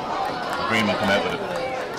Well dealt with by Matty Gazette there, and now Greenwood are on the attack. This is what they like to do, break. Gaffney. Shane Again on the Gaffney's ball. moving down the field. Number 12 is Mark McCabe. He looks to go back, it's probably free. Play on, Sean Mallon bravely goes in for it, he's beaten for it. With number 5, Tony O'Sullivan sleeping up behind them. And Shane Barton takes a shot. Oh, It was a free. He's on it. Now Shane Barton gives it short. Aidfin Crane takes the ball, delivers it a little bit long. Great ball into Darren McLaughlin, who looks for support coming through the middle. Back to 14, Shane Gaffney, as you said, Linda, very involved early doors. Number 3. Joe McManus is beaten for the ball by Tyler Fawn there. Finbar's trying to work it back down. McCartney back on the ball. Oh, it's a lovely ball in. Lovely. Who is inside? 2-on-2. Fairman is. Oh. Here Lovely. we go. Shane Flynn has it. Ferman to Shane Flynn, 1-on-1. Get him net. Nice. Brilliant work from Kieran Ferman and Shane Flynn. They ripped Greenwood asunder. Came down hard and fast, and that's what you have to do. It's the only way they're going to be able to beat this Greenwood team, because they imagine Greenwood will have a monopoly on possession. You need to get the ball in fast, get it 1-on-1, 2-on-2. That's how you defeat this team. Now, Matty Gazette, there's nothing really Matty could do about that. He sends it short. He's looking for the quick ball on the side, asking his midfielder too much there. Sideline to St. Finbar is about 45 metres out. Stephen Murphy on the ball. Paul O'Donoghue. Paul O'Donoghue. What do you reckon, Linda? Will you have a crack at this? Trusty, reliable Paul O'Donoghue. I reckon he will. Who have we got inside showing for it? Remember Morris Fitzgerald picked one of these years ago. Many moons ago. Now the referee wants to have a little bit of a word. I think Aidfin Crane and Owen McCartney are having a bit of a introduction to each other. Bit of a pushy shovey going on inside there.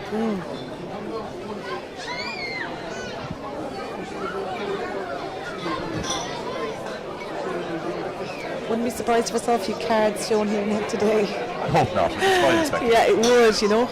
but at the same time, there's a bit of a, pushing and shoving going on early on. So, but it's a final, so it's to be expected.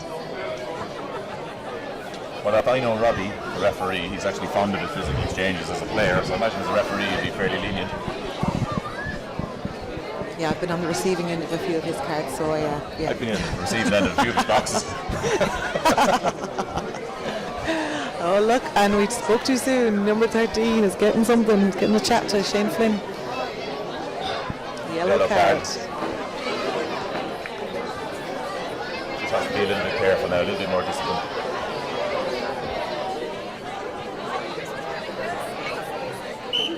Now Paul was on it. Oh, he's going short this time. Clancy. Drops it into Garrett Clancy back to him. Oh no, don't you dare kick it over the bar. Oh my goodness, what a kick. Oh my God, what a score. Great point.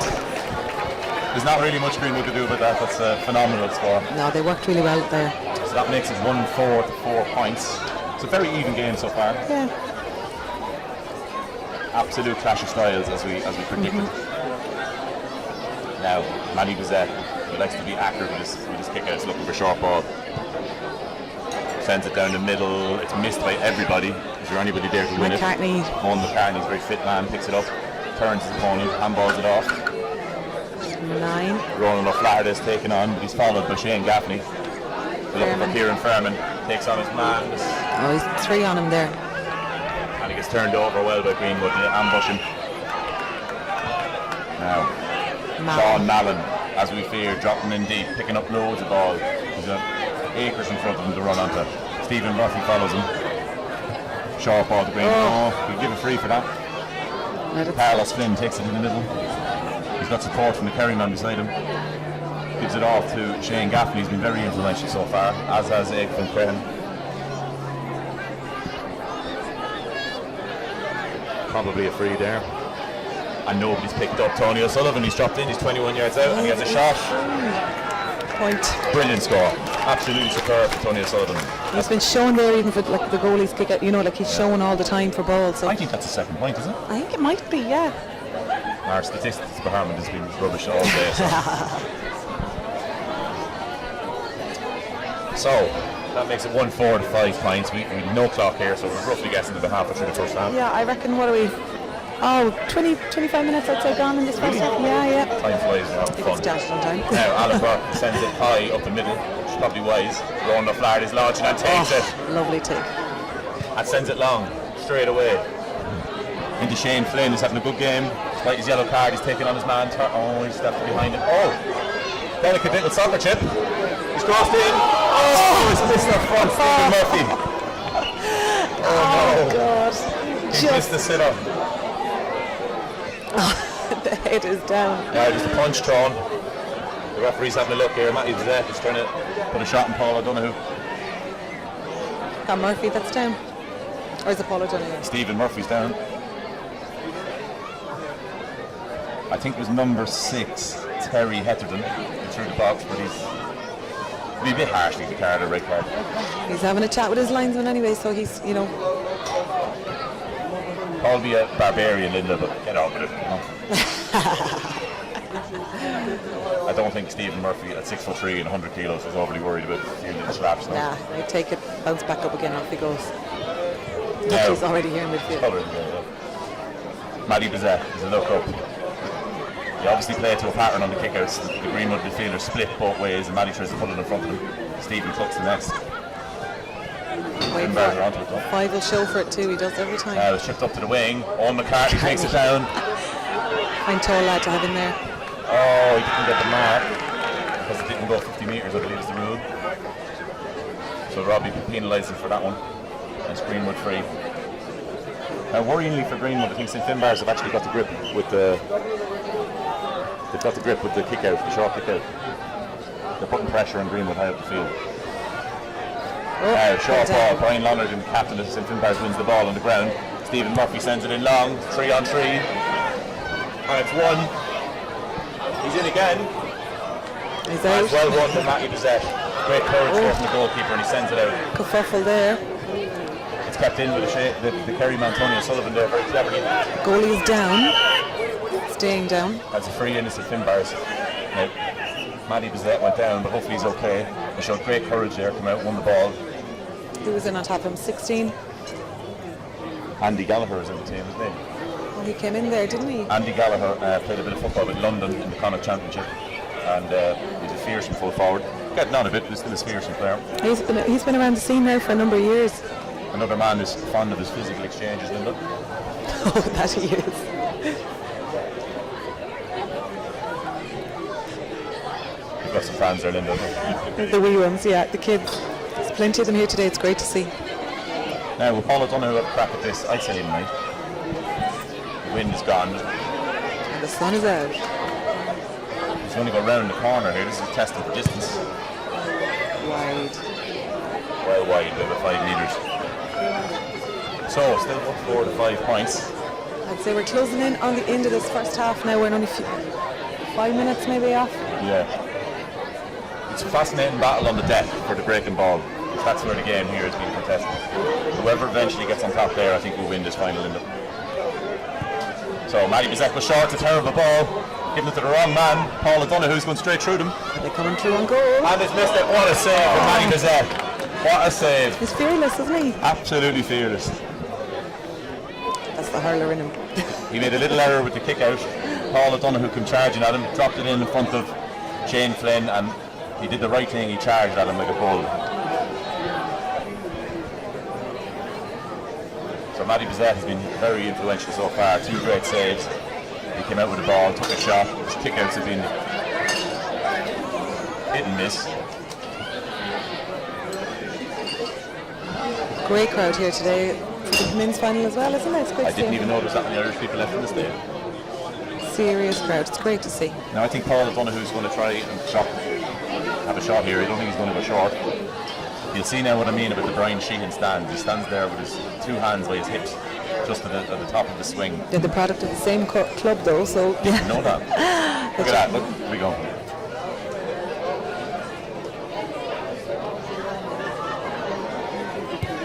Oh, beautiful strike. Oh, no point. Oh, is it called wide? Oh, The referee doesn't know. he called a point first anyway. And now he's calling We don't know. double check in. Matty Bizette is going to try and convince the referee otherwise. So, don't know. It kind of looks a bit wide to me. Yeah, we'll have to give the umpire benefit of the doubt there. Sun coming in on the eyes a little bit there, so Oh, I used to hate that when he couldn't go. Now, Matty Bizette is looking for the midfielders to get out in front, and he drops a good ball here on top of Shane Barton. And it's won by Paul Ronan. There's nobody in front of him. He drops it backwards in. number 10, Donoghue. Paul O'Donoghue again, he's looking out. Clancy on the Earl ball. Clancy steps his man. McCartney back into Murphy. Murphy wins the ball, he's surrounded. Pull it out. That's what Greenwood are brilliant at, surrounding you, they're hunting like jackals. Oh, Sean Mallon is surprisingly turned over by John Donnelly. JD Young. He's won it again, John fouled. Sean Mallon's very upset with that. He felt that he was impeded himself when he went for the ball the second time.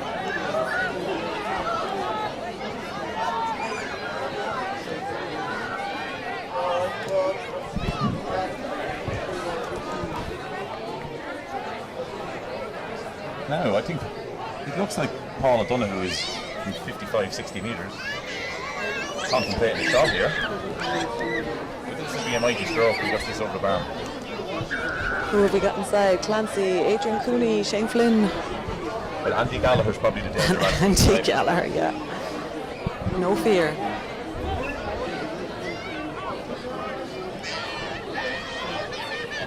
It's not struck well, it's dropped in low. St. Fimbers in front of it. Laid off.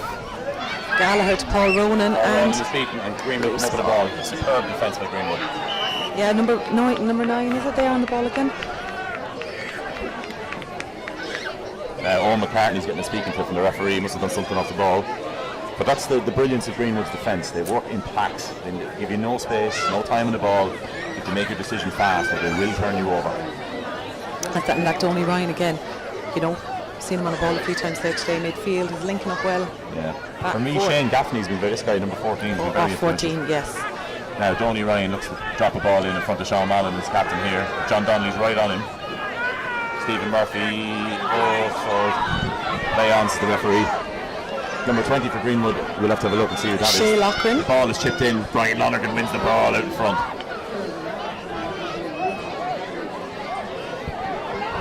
Shea Lochran, yeah. Shea Lochran. The one man there. The Tyrone man is right. The brother-in-law of Sean Mallon. Really? That makes sense. There you go. Now Sean Mallon gets on the ball. Oh, great turnover by your old Clancy there. Got a hand in. He's got him pulled by the head. He's getting a little bit temperamental out there. Nearing the end of this first half now, so. Roman Flarder drops the ball in front of Shane Flynn. He's winning a lot of ball. He's out in front. The road Clancy ball on the outside of the boots. A lovely ball. Oh, it's missed. It's okay. McCartney is there again. Oh, McCartney wins the ball. He's a serious athlete. Oh, here, those legs, they go on. He just goes and He goes. flicked it up. Matty Bazette box it out. He's done well. Knocks it down to his full back.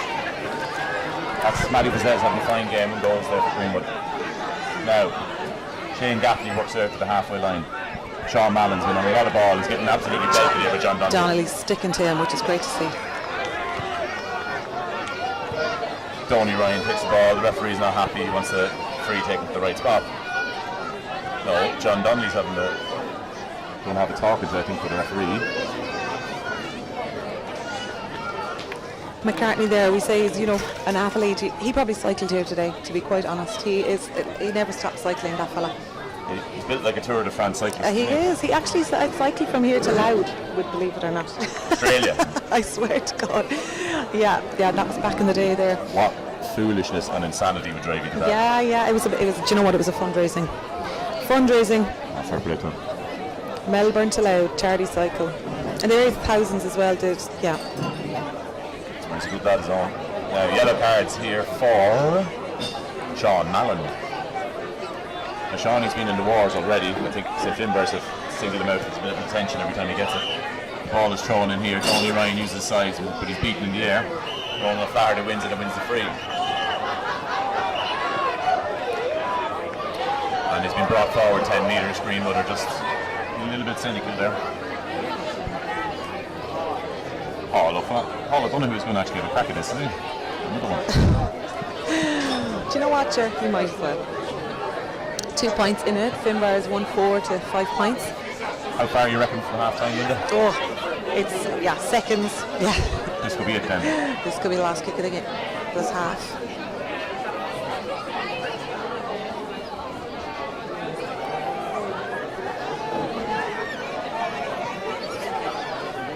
Oh, he doesn't strike it well. It's gone in. Oh, that's okay. Adrian Maguire is first to it and wins it.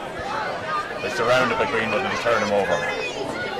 Number 5 again on the ball. He's Tony coming out of O'Sullivan. it. Yeah. He's having a storm here for Greenwood. He's turning over so much ball. Sure is. Now 14 Shane Gaffney dropping very deep. Sean Mallon again on the ball. Back to Gaffney. Back they go into the middle looking for space. Mallon. See, all this legwork, Linda, pays dividends in the second half because St. Finbarrs have to match them for fitness and athleticism. It's very difficult to do. Sean Mallon picks up the ball. John Donnelly's actually following him deep. He's not too far away. Clancy's there near number 5 as well. Tony O'Sullivan looks for big 20 Shea Lochran. Sauntering up the field, gives it off low to Darryl McLaughlin, who brings it back. He's been hassled by the captain, Brian Lonergan, and it's back. It's very pedantic and slow though. Ref is checking his watch. And that's it. Woo! Interesting half. Absolute clash of styles. Have we a card apiece? A yellow card apiece? Maybe 2 for St. Finbarrs. Greenwood, I know it's their style, but you'd like to think that they'd have a bit more trust in their inside forwards and they should go a little bit more direct sometimes. They've only kicked 5 points so far, and not for the want of possession. They've had loads of ball in there. Yeah, it's been, and to be honest, it's been neck and neck really, hasn't it? Like, only for that goal, do you know what I mean? Yeah. And you have to hand it to goalkeeper Matty Bazette. He's made a few fabulous saves there for Greenwood, I think. Definitely. Be interesting now to see what's said at half time, and yeah, I'll go see if I can have a chat with a few of the boys. Done. Nice.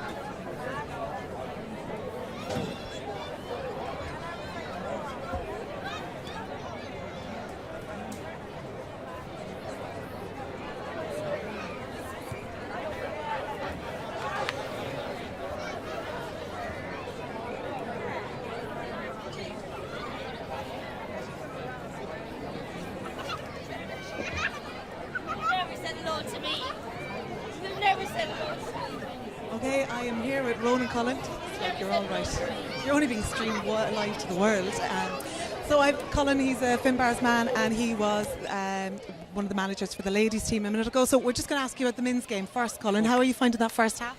Oh, well, cracking game. In fairness, some fantastic tussles between Greenwood and Finbars over the years, going back maybe 4 or 5 years really, in fairness. So I think everything's in the balance. Whoever shows up second half will win the game.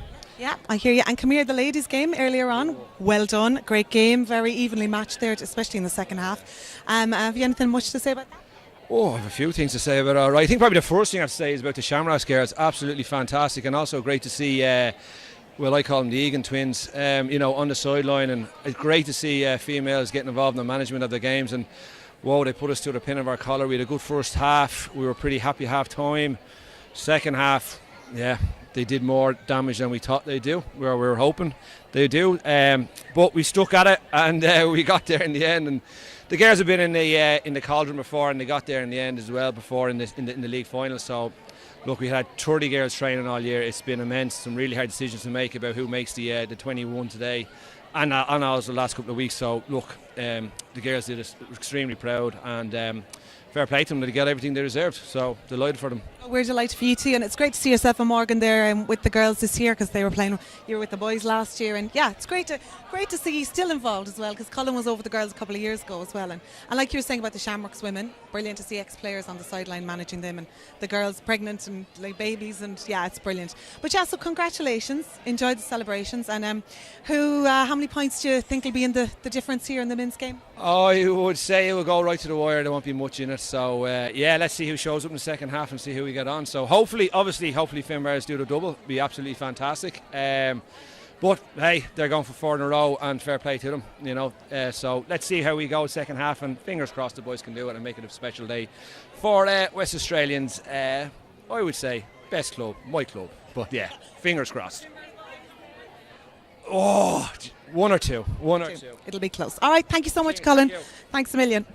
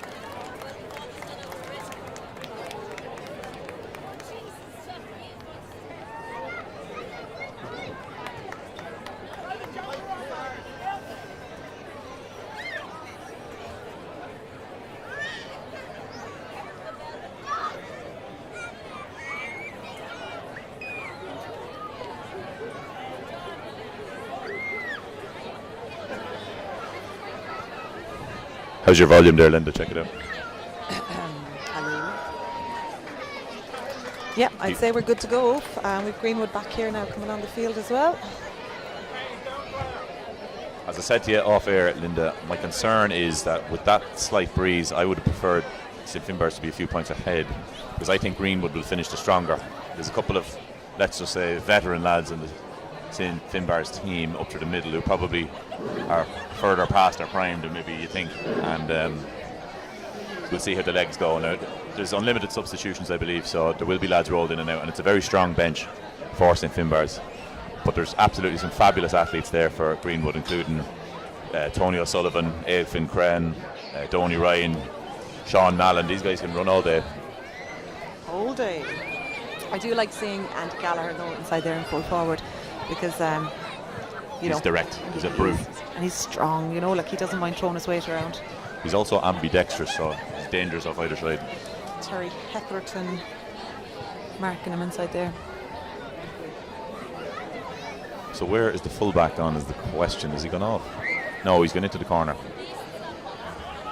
Number 17 for Greenwood is in, John McGinley from Donegal.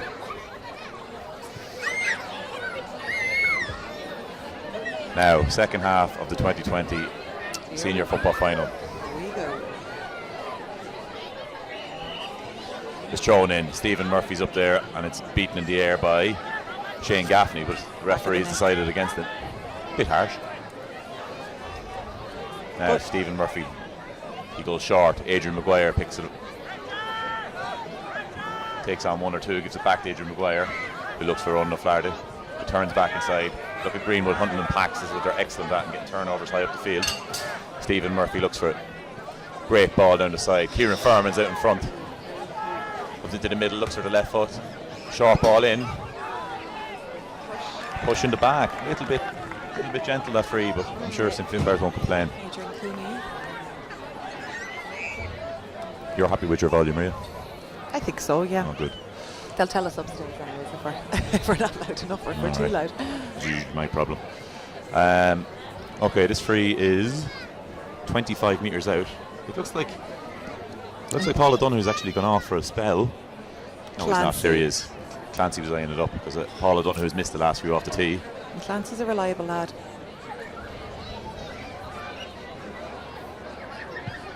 Oh, that's not good. That's a terrible wide there. So, and they were close to. Possibly a costly miss there. Get out the nerves out of the system now at the start of the second half. I was leaning back into that one, Linda. You always keep your head over the ball. That's what I was always taught. Now, Matty Bizet. He's a little bit of a breeze behind him, so I wonder will he get more ambitious with the kick out, or he still look for the short one down the wing. Jeez, it's a lovely smell of barbecue coming in over our shoulders. I'll be there, having isn't some of it later. Sorry, distracted. Here we go. It's low. chipped out in the middle, which is a great ball. Sean Mallon out in front. JD wins the mark. Right on him.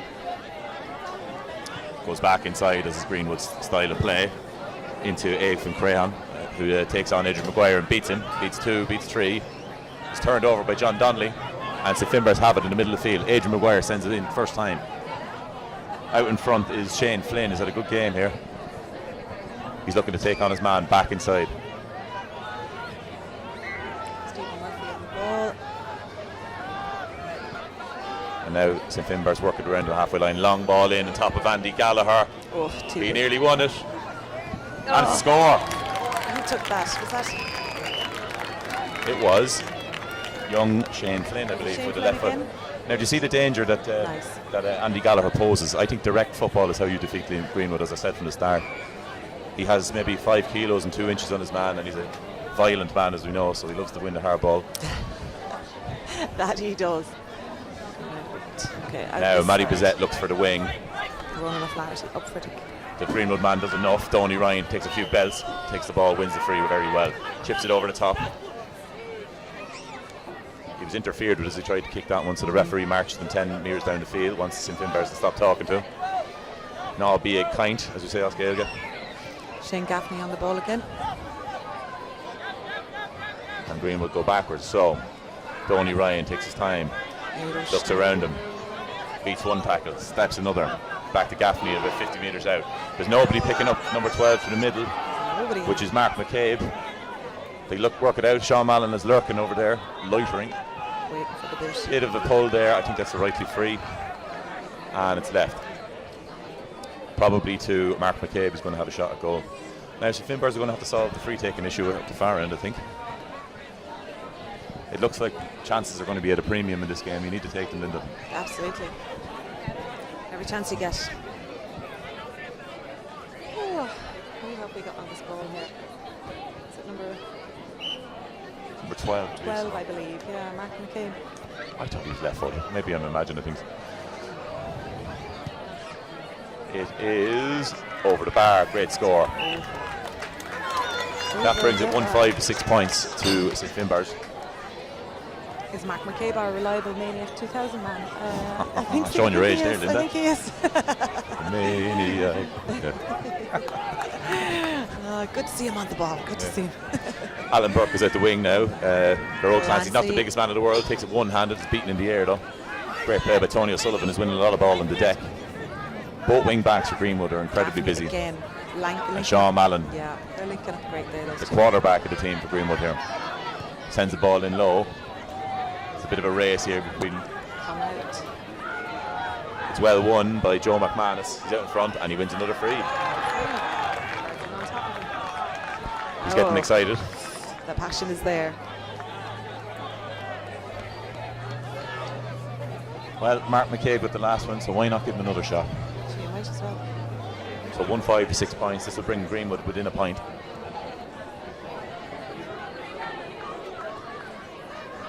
I don't think St. Finbars can be over elaborate against Greenwood. They're the master of that style of football. So if they try and 5 and 6 passes around the middle, inevitably Greenwood will turn them over. So now that's the score. Another one. 1-5 plays 7. Bites the dust. I feel like Greenwood have come out here with a bit more edge on them this half. As we suspected, they're a second half team. They come on strong. As I said pre-game, they won a league final despite being 10 points down with 18 minutes to go. So there's no lack of stamina in their attack. Absolutely. Alan Burke was down the left wing again. Ronan O'Flaherty's up in the air and takes it. Heroic catch. Just when St. Finbars needed. He goes quickly and long. Stop the white wave. Down to Flynn. Young Shane Flynn, he's looking to take on his man, drops it inside, an awful ball. He shows everywhere for it though. You know he's on both wings coming in left up down. Shocking ball into Andy Gallagher there. Nothing to do. If they give it to Andy Gallagher's chest, I suspect him that there's goals in it. Oh, damn right there is. I don't think neither Heatherton nor Brannigan are capable of opposing him physically. Is Andy the fittest lad in the world? I wouldn't think so. Now, effective. Maddie Bizet sends it long. Up in the air. Stephen Murphy is beaten in the air by Donny. Donny Ryan there, big man. Every word. Oh, the book is out again. Stephen Murphy, I think he's already got a little bit of a warning from the referee. Don't tell me. I think it'll be just the yellow, Linda, will it? Like that, that's all it could be. Do you know what I mean? He's pulling a bit of a jersey there, but sure, look. Bit of a chat. A little tick. I think he's already on a yellow. Ticky ticky. Now, Donny Ryan goes short. Straight to number 10 here is Darren McLaughlin. Busy player. Back to Donny Ryan. He's getting more and more influential with the strength. He's turned over. Has to go back there. Sean Mallon picks up the dirty ball, is what he's famous for. Gaffney. Sean Gaffney plays a lovely ball, 1-on-1 inside. And it's won by Joe McManus. Returns Pater Fawn and beats him. He's on the end line, he's trying to get back on his good foot. And it's a free. This is for the equaliser here, Linda, I think. Sure is. No. Sitting 1-5 to 7 points. Now Mark McCabe is actually sticking this with his left, so I wasn't imagining things. He's actually just kicking with both feet, which is unusual. Which is great. Great for I Greenwood. couldn't do it.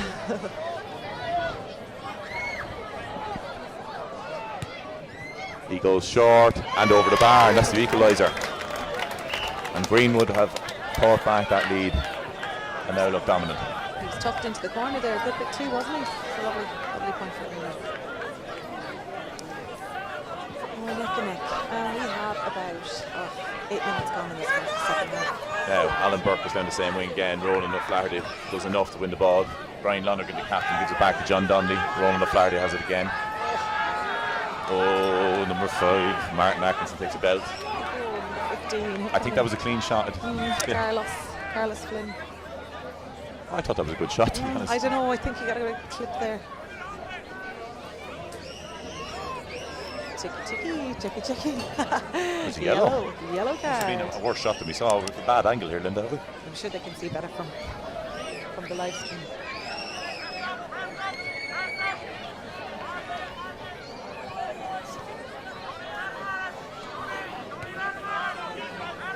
Referee on the ball. He goes long and high, but it's to Owen McCartney's advantage, so you imagine he'd win it. Did the best he could.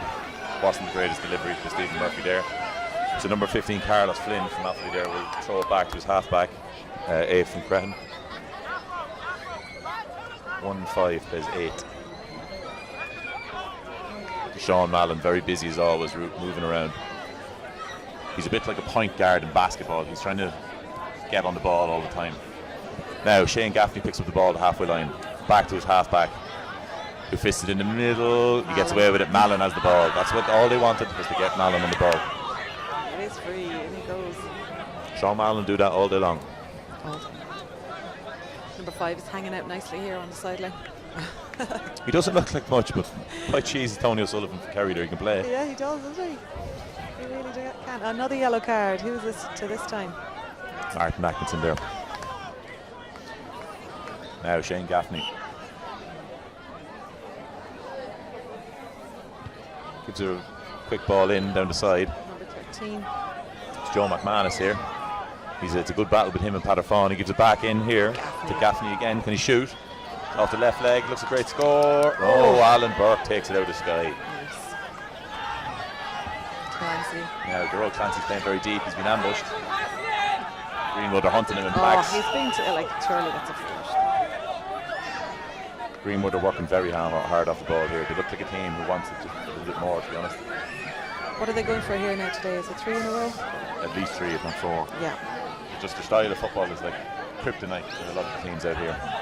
Now John Donnelly slips, still wins it, gives it out to Stephen Murphy. Finally to break through the white wall. Into space. Oh, another Hail Sky Mary high. sort of ball to nobody. And it's taken very well by Daithí Riley there from Shane Westmeath. Flynn came off his man there. And the danger man who got it. Who have we? On the ground. It's free. Paul O'Donoghue's on the ball there now again. The referee's marching him 10 yards up. No, he's not. He's pulling the boys back. Still, I probably think this is out of range, maybe. It's okay. Got Owen McCartney and Andy Gallagher inside there. Big man. Oh, they're going short. Stephen 1, Murphy 2, commanding the ball. and go. Big. It's a massive shot. What a score. Hallelujah. And they needed that. Oh, they did. So Paul O'Donoghue reintroduces himself to the scoreboard, Linda. I think he knew he couldn't get it, so, you know, that's why he gave it off and He's a real languid style, isn't he? on the run. A Maurice Fitzgerald type kicker. Now, Matty Bizet. With the wind behind him, he has been a little bit more ambitious with the kick out. He's looking at the landing in someone's chest if he can. And he sends it out the right wing. Stephen Murphy's out in front and wins the ball. Donahue. So Paul O'Donoghue again takes on the fullback. Gallagher is there showing for it. Oh, it's an awful ball. They're turned over. Greenwood again. Pick up. Brilliant play by Aoife Cran here. Wins the ball. Kieran Brannigan takes it back, and now Greenwood built from the back, and the quarterback has a Sean Mallon. Look where he is now. He doesn't stop, does he? I turn up here in about 20 seconds as well. So Matt Bizet sends the ball out to the left wing here. Terry Hitchin on the ball there. Shay Loughran takes it, goes long. It's a bit iffy. Brian Lonergan, the Finbars captain, picks it up. Oh, he's taken out. Absolutely taken out. Tony O'Sullivan there from Glenfleet. I don't think he meant it though. No.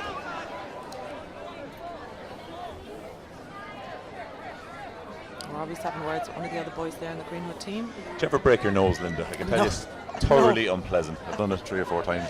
No, thank God I have not. I think that's what happened there. You got caught cracking the nose. Get the water in. It's not hot out there today, though, so that makes, makes for a change. Do you feel that St Finbars there have had a bit of a resurgence in the last 5 minutes? They're a little bit steadier now. A bit more pep in their step. Yeah, they're winning a few balls around the middle. Which they need to do because, you know. Greenwood are absolute animals on the ball. Now, number 10, Paul O'Donoghue is going to have a shot from a long way out. His tail's up after scoring that long range point. Clancy on the hunt. Gerald Clancy takes the ball, gives it back. Oh, it's turned over. That's what Greenwood do to you. Sean Mallon in the tick of the battle again. He's been excellent for Greenwood today. And out. Oh, it's another free. You can't be pushing lads in the back.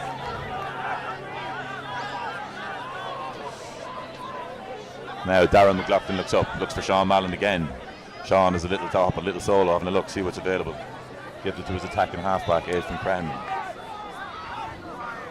And back to Shane Gaffney, probably the second best player for Greenwood today after Mallon. Gaffney's been on the ball a lot. There we go again.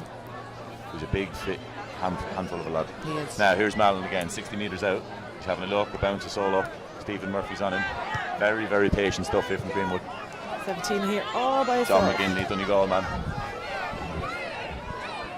Out to number 9, Donny Ryan here. Looks in the middle with a turned over. Oh, it's missed away, but Padder Fawn here. Maybe he could have grabbed it. He should have picked it. Sean Mallon has the ball 50 yards out. Lochran. Oh my God. Oh Lord. I think he had a bit of a. In rugby we call that going for touch then, you know. Yeah, a bit of a. Yeah, just didn't see where he was going there. No, he's looking for the line out in the corner, the rolling ball. Right, we'll get back out the field now.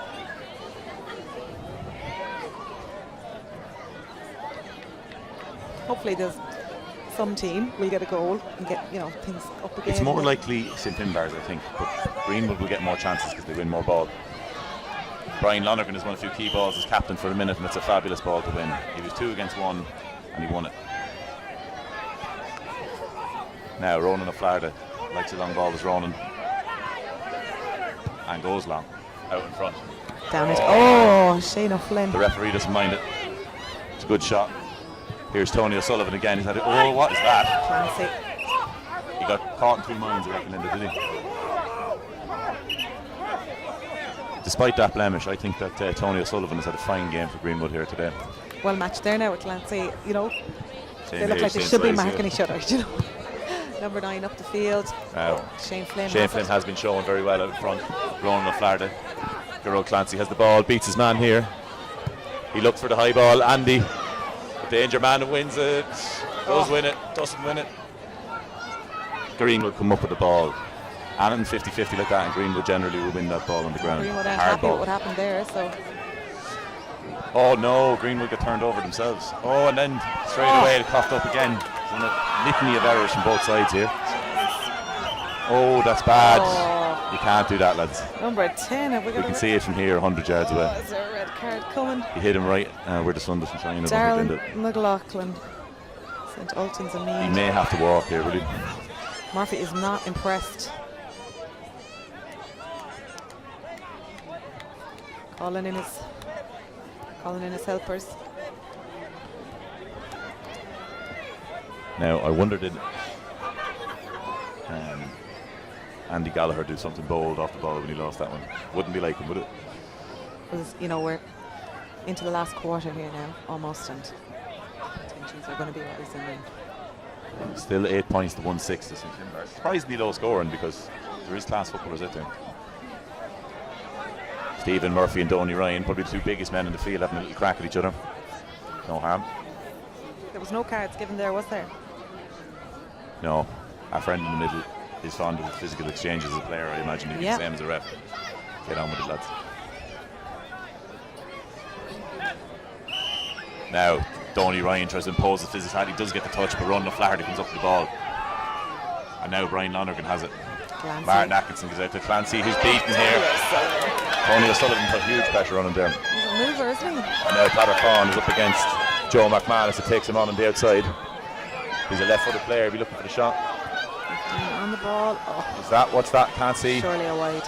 No, it drifted wide. Yeah, high and wide. It's a great battle in there between Carlos Flynn. Padder Fawn and Joe McManus there at Dublin. Both have had their moments. That they have. Another great battle here, Stephen Murphy in the middle of the field against Donny Ryan. They've both had periods of dominance. Now Alan Burke is looking for Ronan O'Flaherty. No, he's not going down the middle. Stephen Murphy's up and wins it. Huge catch there. Of course, he takes the mark and he's going long. Down into Shane Flynn. Shane Flynn probably has the pace on his man. Wins the ball. Takes on his man here. Here's Andy. He'll probably have his own shot. Does. Whips it around the corner. Gone. No. Yeah, that was a bit too... ambitious, I would think. On another day, they would go over for Andy, you know. Yeah. Now, Matty Bizet, you can see him jogging up. He's looking for a bit more impetus. There's probably 10-15 minutes to go, Linda. They're a point down. They need the ball. Will he go long? No, he goes short out to the wing. Stephen Murphy gets absolutely pushed off the ball there by Donny Ryan. The referee didn't like that. Calling him in. I don't know about that, Linda. Is it? Look, I'd say he's probably let a few things slide, and now he's just, you know. Like, I'm sure Stephen Murphy is Stephen giving Murphy's it the other way he's as well. borderline at the moment, isn't he?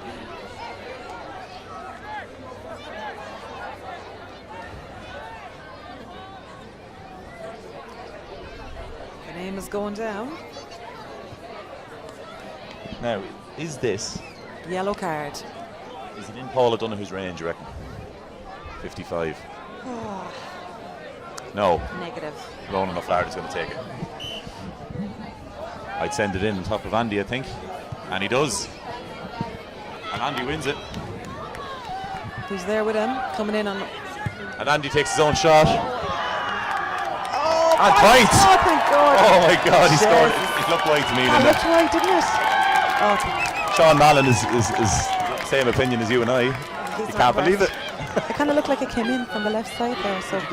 Oh, we've a shocking angle here, I think. we have a bad angle. Matty goes quickly now. There's a bit of a speed being added. He kicks it over the sideline. Not what you need at this moment in time. I know what he's trying to do, but he's going to have to take a few gambles and go straight up the middle. He has the big men there to win the ball. In big Shane Barton and Donny Ryan, both 6-footers. They could fire a few more balls in there now on top of Andy. You know, he's a real problem, as we said. And now St Finbarr's play clever football. Ronan O'Flaherty is attacking him, running straight at them. Greenwood here look to surround him with numbers. Sean Mallon is back trying to tackle him. Oh, 40-yard pass back to the middle of the field. Paul Ronan to Donoghue. Into the ball. Donoghue across inside to Flynn. Flynn is a bit of a side effect. Here we go, Owen McCarthy. Is that a score? Oh, it is!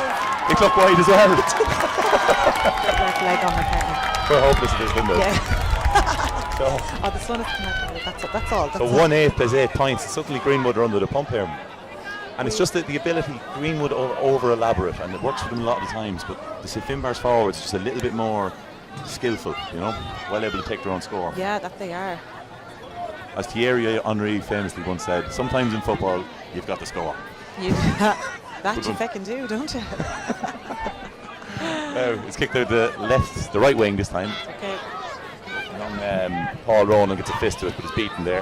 The ball is sent up, and Brian Lonergan, the captain, has cleaned up a lot of ball here. Ronan O'Flaherty cleverly nice gives the choice. ball back. Stephen Murphy is now beginning to dominate. He's a very fit man. Donny Ryan, I think, is on his fumes here in Petrol trying to match him. The ball is kicked into space, but I don't think Andy's size, he wins it. I told you, Andy's a real problem. They're coming at him now. Andy ball. I don't believe it.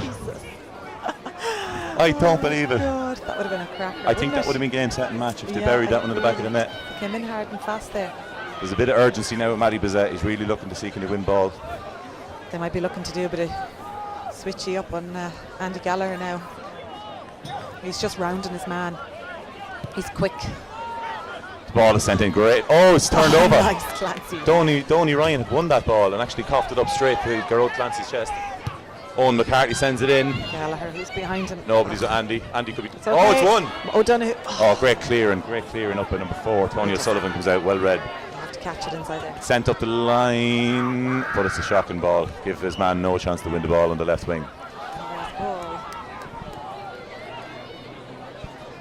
Whew, we have about 23 or 4 minutes gone. Would you agree, Linda, there's an air of panic when Andy Gallagher has the ball put in on top of him? I don't think Greenwood know what to do with him. Yeah, you know, he's big. He's very. He's just a horrible human to He's mark. got great presence inside there. Now, Owen McCarthy's had a good game. He's won another ball. He's laid it off here to number 11. Carol Clancy sends it in. It's well wide. Well wide. Matty Bizet here. He's trying to pick up the tempo, drive his team forward. They're going to try and get Mallon on the ball. They have to. He's the only lad who looks like he's going to be capable of creating anything. They need Shane Gaffney on the ball as well, Linda. That they do. He's the guy who's impressed you. Gaffney and Mallon, they're just linking up great there. And to be honest, that number 5, Tony O'Sullivan. Lovely player. Yeah, it's great. Glad to get the ball. You can't pronounce his name, but Eofin Crehan on the wings. Yeah, that's it. Oh, St. Finbar's win another mighty ball. It's a short ball to Stephen Murphy. It's over the top. It's Kieran Fitch. We haven't seen Fitch in the game. No, is he just after coming in, perhaps? Just after coming in. Yeah. Now, Donoghue. Paul Donoghue gives it back to Brian Lonergan, the captain, and they're working it around Greenwood style. That's it, Paul Ronan wins it, gives a simple football. Out to Murphy. Now Stephen Murphy's big, he puts them open. Back to McCartney. Outside. This is elaborate. Don't do it. What a score. Oh, it looked good. That one actually looked good. Yeah, and that's just snuck in there behind the left pole. Yeah. Oh. See, Finbars are enjoying a period of dominance around the middle here. I think what Greenwood are going to have to do is, I think they're going to have to push one of the big lads up forward, I think, somehow. They haven't really done any movement. No. The plan seems to be revolver and getting Mallon on the ball. That's it. That's a great kick out. That's an accurate one. Paul O'Sullivan gets a hand on it, but Sean Mallon wins it. It was a high shot there. Sandwich there between two big Finbars. No. Sean Mallon's tough. He can keep going. I thought he can. Now to go backwards, to go forwards. Out to Gaffney. McGinley to Gaffney. Gaffney must have had 20 possessions of the ball already today. Sits in the corner to Carl O'Flaherty, who looks a nice player. He jumps on the ground. The referee doesn't agree with him. He looked for free, didn't get it. He's beaten. And now number 5 is Martin Atkinson again. Ronan O'Flaherty is turning up in all sorts of field. Classy footballer is Ronan. The ball is chipped up the wing here. Kieran Fitch is beaten for it, and Greenwood have turned him over. The ball is sent to the middle. Eofin Crehan gets the ball. He's about 70 metres out, sends it out wide. Our little man here, Tony O'Sullivan, attacking down the right. John Donnelly's trying to match him for pace. He holds it up. That's fine. Oh, that was a bit harsh. Bit of an embrace going on there. They're going to have some shots, Linda. You can't keep working the ball around and around, praying that someone gets 10 metres of extra space. They're going to actually have to take a chance here. Yeah, and they're covering a lot of ground there in the middle. But not getting anywhere, yeah, you know? No. Now they're waiting for St. Finbars to get tired, and I think they will, but it hasn't happened yet. Now, number 12, Mark McCabe, he's played well today. It's right at the edge of his range. He kicks it in. This is a great score if he gets it. Alan Burke snatches it from the sky. And he runs it. Oh, he gets nailed and wins a free. Is that the championship winning moment right there, Linda? Alan Burke, Kilmaine, Mayo man. They just won the junior championship there, I think, last weekend, was it? What a take. Great to see him. Sometimes I played some of my career in goals and I used to hate those balls coming in because if you missed them, you're in big trouble. Now the ball is sent out wide, but it's an awful ball out the sideline. Greenwood will happily take that. They look for theirs. 19 has a Tony Murtagh from County Down here. He's charging forward. He's only 50 metres out. He looks for a guy inside. Pater Fong gets his hand in, but it's won by Joe McMahon. It's a shot and it's a great score. That was it's Mark McCabe who got that one, wasn't it? And we're back to 2 points now in the game. We've won 8 to 9 points. Greenwood need to do more of that. If there's half a chance, they have to shoot. You can't just keep working in circles hoping you get a better opportunity. You have to go for it.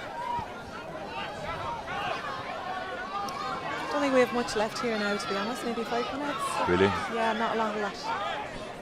Now Greenwood are patient, as they proved in the league final. They can come back from anywhere. So Stephen Murphy's up in the air and wins it for St. Finbars. And Brian Lonergan, the captain, beats a few of them and it's gone through them. The white wall can't catch him. He's coming onto them. There's Gallagher. Hetterton is working really hard to get. And it's through. To Donoghue, good man to And to score. Probably the point of the game, Linda. Great point of the game. That's a sickener for Greenwood because Brian Lonergan busts the hole to the midfield. That'll keep the pep in their step now, Finbars. That's what they need, is that bit of a burst out. Matty Bizet is on hyperdrive here. He's quickly trying to get the ball running. You can't blame him. 3 points down. With, you reckon, 5 minutes left to go? I reckon, yeah. So John McGinley looking to work the ball here. Aegon Crehan has had a fine game for Green. Oh, he kicks it away. I've jinxed him. Murphy on the That's ball. my again. fault. You can blame me for that one. Shay Locken works the ball here. So Ronan O'Flaherty at number 9. With We've Greg Murphy in there now from Kildare as well. Number 20 for Finbars. Stephen Murphy goes left-footed. Oh, it's a great ball. They've opened up Greenwood here. Lovely. Ball in. Here's Andy. He's big and he's strong and he's actually unselfish. Great ball in by Kieran Fitch.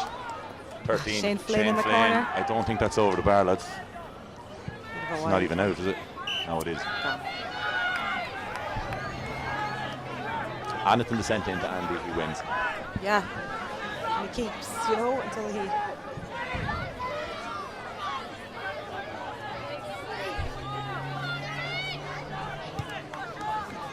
The ball is kicked out. Ronan O'Flaherty is out in front and wins it, but it's actually turned over again. Oh, And they give the ball, Greenwood give it away. It's kicked down the wing. Danger man has it, Paul O'Donoghue here. Number 19 is showing for the ball here. John McLaughlin. The ball is chipped in. Stephen Murphy's on his own. He cuts through. I think he's going to shoot. And it's over. And it puts 4 between them. Greenwood is calling it not a point, but it is a point for Finbars. That's We've three of them. 110 to 9 points. It's fair to say Linda Greenwood are in huge trouble here. They have to go for goals. They're going to have to send Shane Gaffney forward and start launching balls at them. I think that's the only way. Now the legs are getting a bit tired here now. It's not for their want of working. Greenwood are working fierce hard, just not making the chances. Yeah, Finbars are just actually. Owen McCartney beaten in the air. Egon Brenn is not giving up here. Hector, it's actually not Hector, it's Shane Gaffney's looking for the ball. He's too far from 8 goals. Sean Mallon has it 50 metres out. They want a goal and Sean is looking up and sees nothing. He just sees green, white and yellow. That's all he sees. look at that. McCartney is not letting go. No, and it slows Greenwood right down. Finbars have got 10 men behind the ball now. So Donny Ryan sends it in wide into a 50-50 battle. The referee doesn't give a free. No. Wide. So, oh, Cathal O'Flaherty there on the ball for Greenwood. Finbars take their time now. Any of you guys know what's left? Nobody knows what's left. There's no such thing as a watch in Western Australia. We don't know. We have 30 minutes played. And there's 35, so play on. Now, I don't think Alan is going to gamble here. She's going to belt it down the middle here, Linda. He sends it up 50 metres up in the middle. The big Andy boys up in the Gallagher air. is out.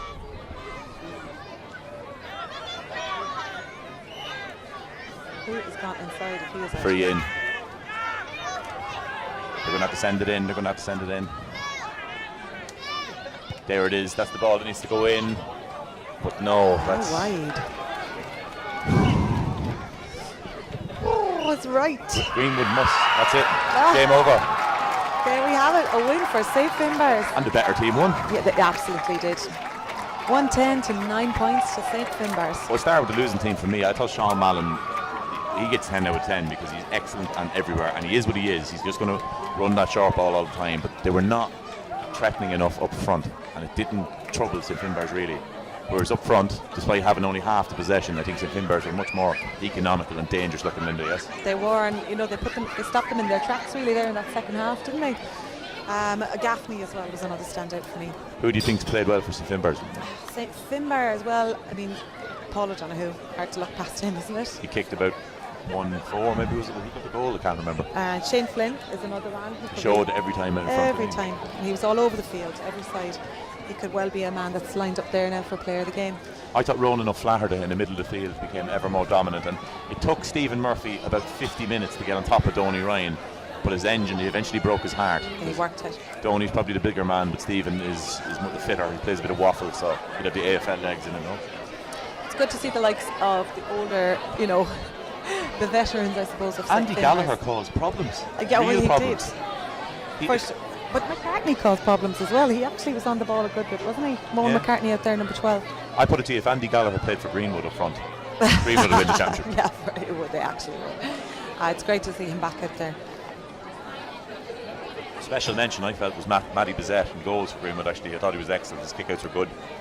He was trying to do the right thing. He made a couple of great saves. The game would be now decided if he didn't make them. Mark McCabe as well. He took a couple of nice player as well. Yeah. The two but halfbacks as well, O'Sullivan and Crahan. Great. But it was Finbar's day today, I'm afraid. So that stops Greenwood in their tracks, and it's a great win for a double for St Finbar's because they won the ladies earlier, and now they're here winning the men's. So great to see. Good day for the club. All right, I think we'll leave it at that. I know you used to do interviews because, as I said, of Facebook Radio, so off you go, Linda. I'll have a few words. And I shall go and drink pints. Thank you, Good luck at Conor. time.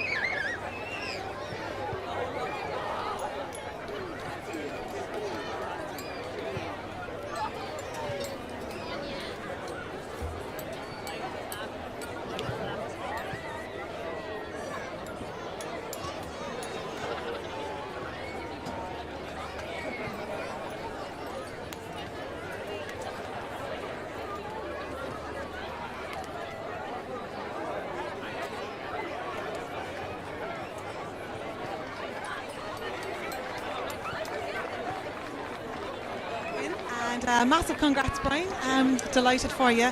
How are you feeling? Oh, ecstatic.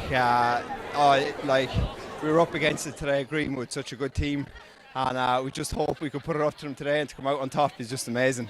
It's a long, hard year, a lot of training and stuff. So it's just great that you get this at the end and you get to win. Yeah, well, look, it was a hard-fought game there, but you really came back there towards the end, and you just worked it well together. And yeah, it must be a great day for the club, I can tell you that. So double win here today. The ladies won and you won, and so it'll be a good evening, I reckon, on the cards. Yeah, I think so. Yeah, it's pretty sweet that we get both teams winning today, because I think last year we both were in the final and lost. So 12 months, it's a complete turnaround. So it's great. Bit of a wait. Well, I'm going to let you get back, lads, and we'll get the medals presented. And I'm delighted for you. Congratulations.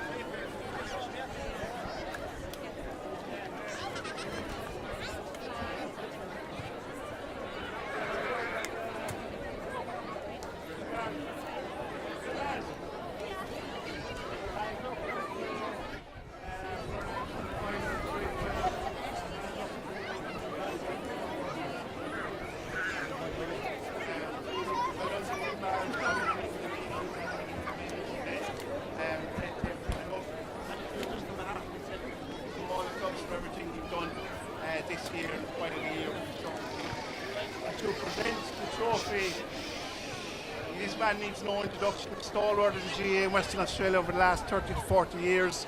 A proud Wolf Tones Armagh man, a proud Morley man, Marty Green. And to Marty present the trophy to the winning captain from St Finbarr's, Brian Lonergan.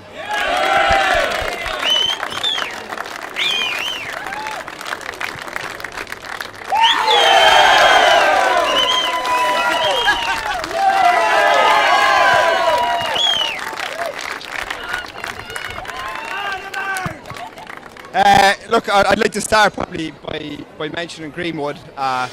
They were going for 4 in a row here today. We knew right from the start of the year that we would have to play to our best to beat them, and I think we finally turned up today and did it. But it gets pretty hot and heavy. But I think all the Finbar boys, just like I said, we really respect Greenwood. It's always a hard game, serious set of footballers, serious team. So just 3 cheers for Greenwood. Hip hip. Hooray! Hip hip. Hip hip. So I'd just first of all like to thank everybody here, WAGA, for the whole setup today. I think it was a great day they arranged. and even in these COVID times, that they can get such a big Irish community out here today and make such a great day is a credit to them. So give a round of applause there for everybody for organising today.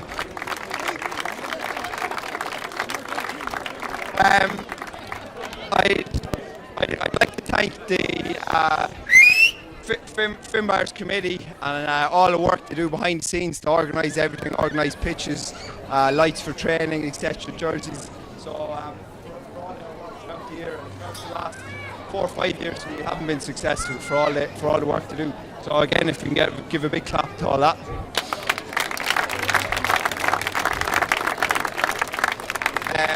Next, Finbars management. Hard getting manager this year, but one man stepped up to the plate, Alan Burke. So a big clap for Alan Burke. It is a big commitment to give your time, particularly with young kids and a busy job, but fair play to him for stepping up. I'd just like to thank the whole team, the whole Finbars team. Like all year, to be fair, we've had serious commitment for the guys, and to be honest, it didn't always show during the league, but I think we always aimed this year to go just to the championship and to try to get Greenwood in the finals. So it paid off, but cheers for all the boys for all the work throughout the year. I finished lastly by mentioning one man. I think back like during lockdown, he got on to me when you were allowed to run with 2 people. He got on to me, got me out running. Then the minute the lockdown was over, he had the trainings arranged. Tuesday, Thursday for 3-4 months now. He's been down half an hour before, cones out, everything. And to be honest, I think the whole team would say this cup today, this is for him, because he was the fucking driving force for our team this year. So Johnny Donnelly is that man. I'll leave it there. So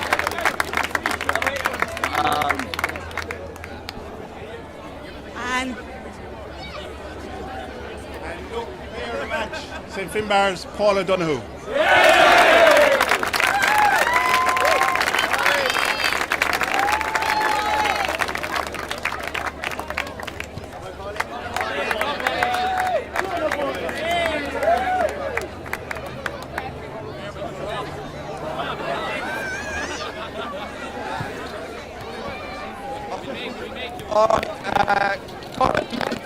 First of all, keeper Alan Burke.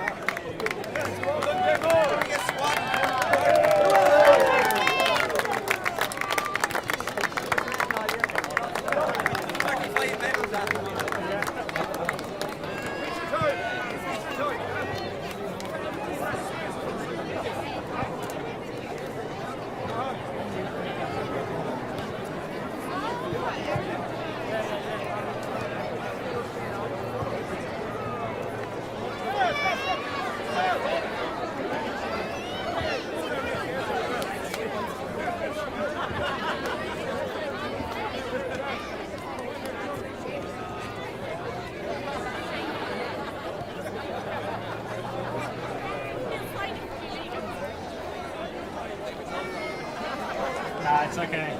Yeah.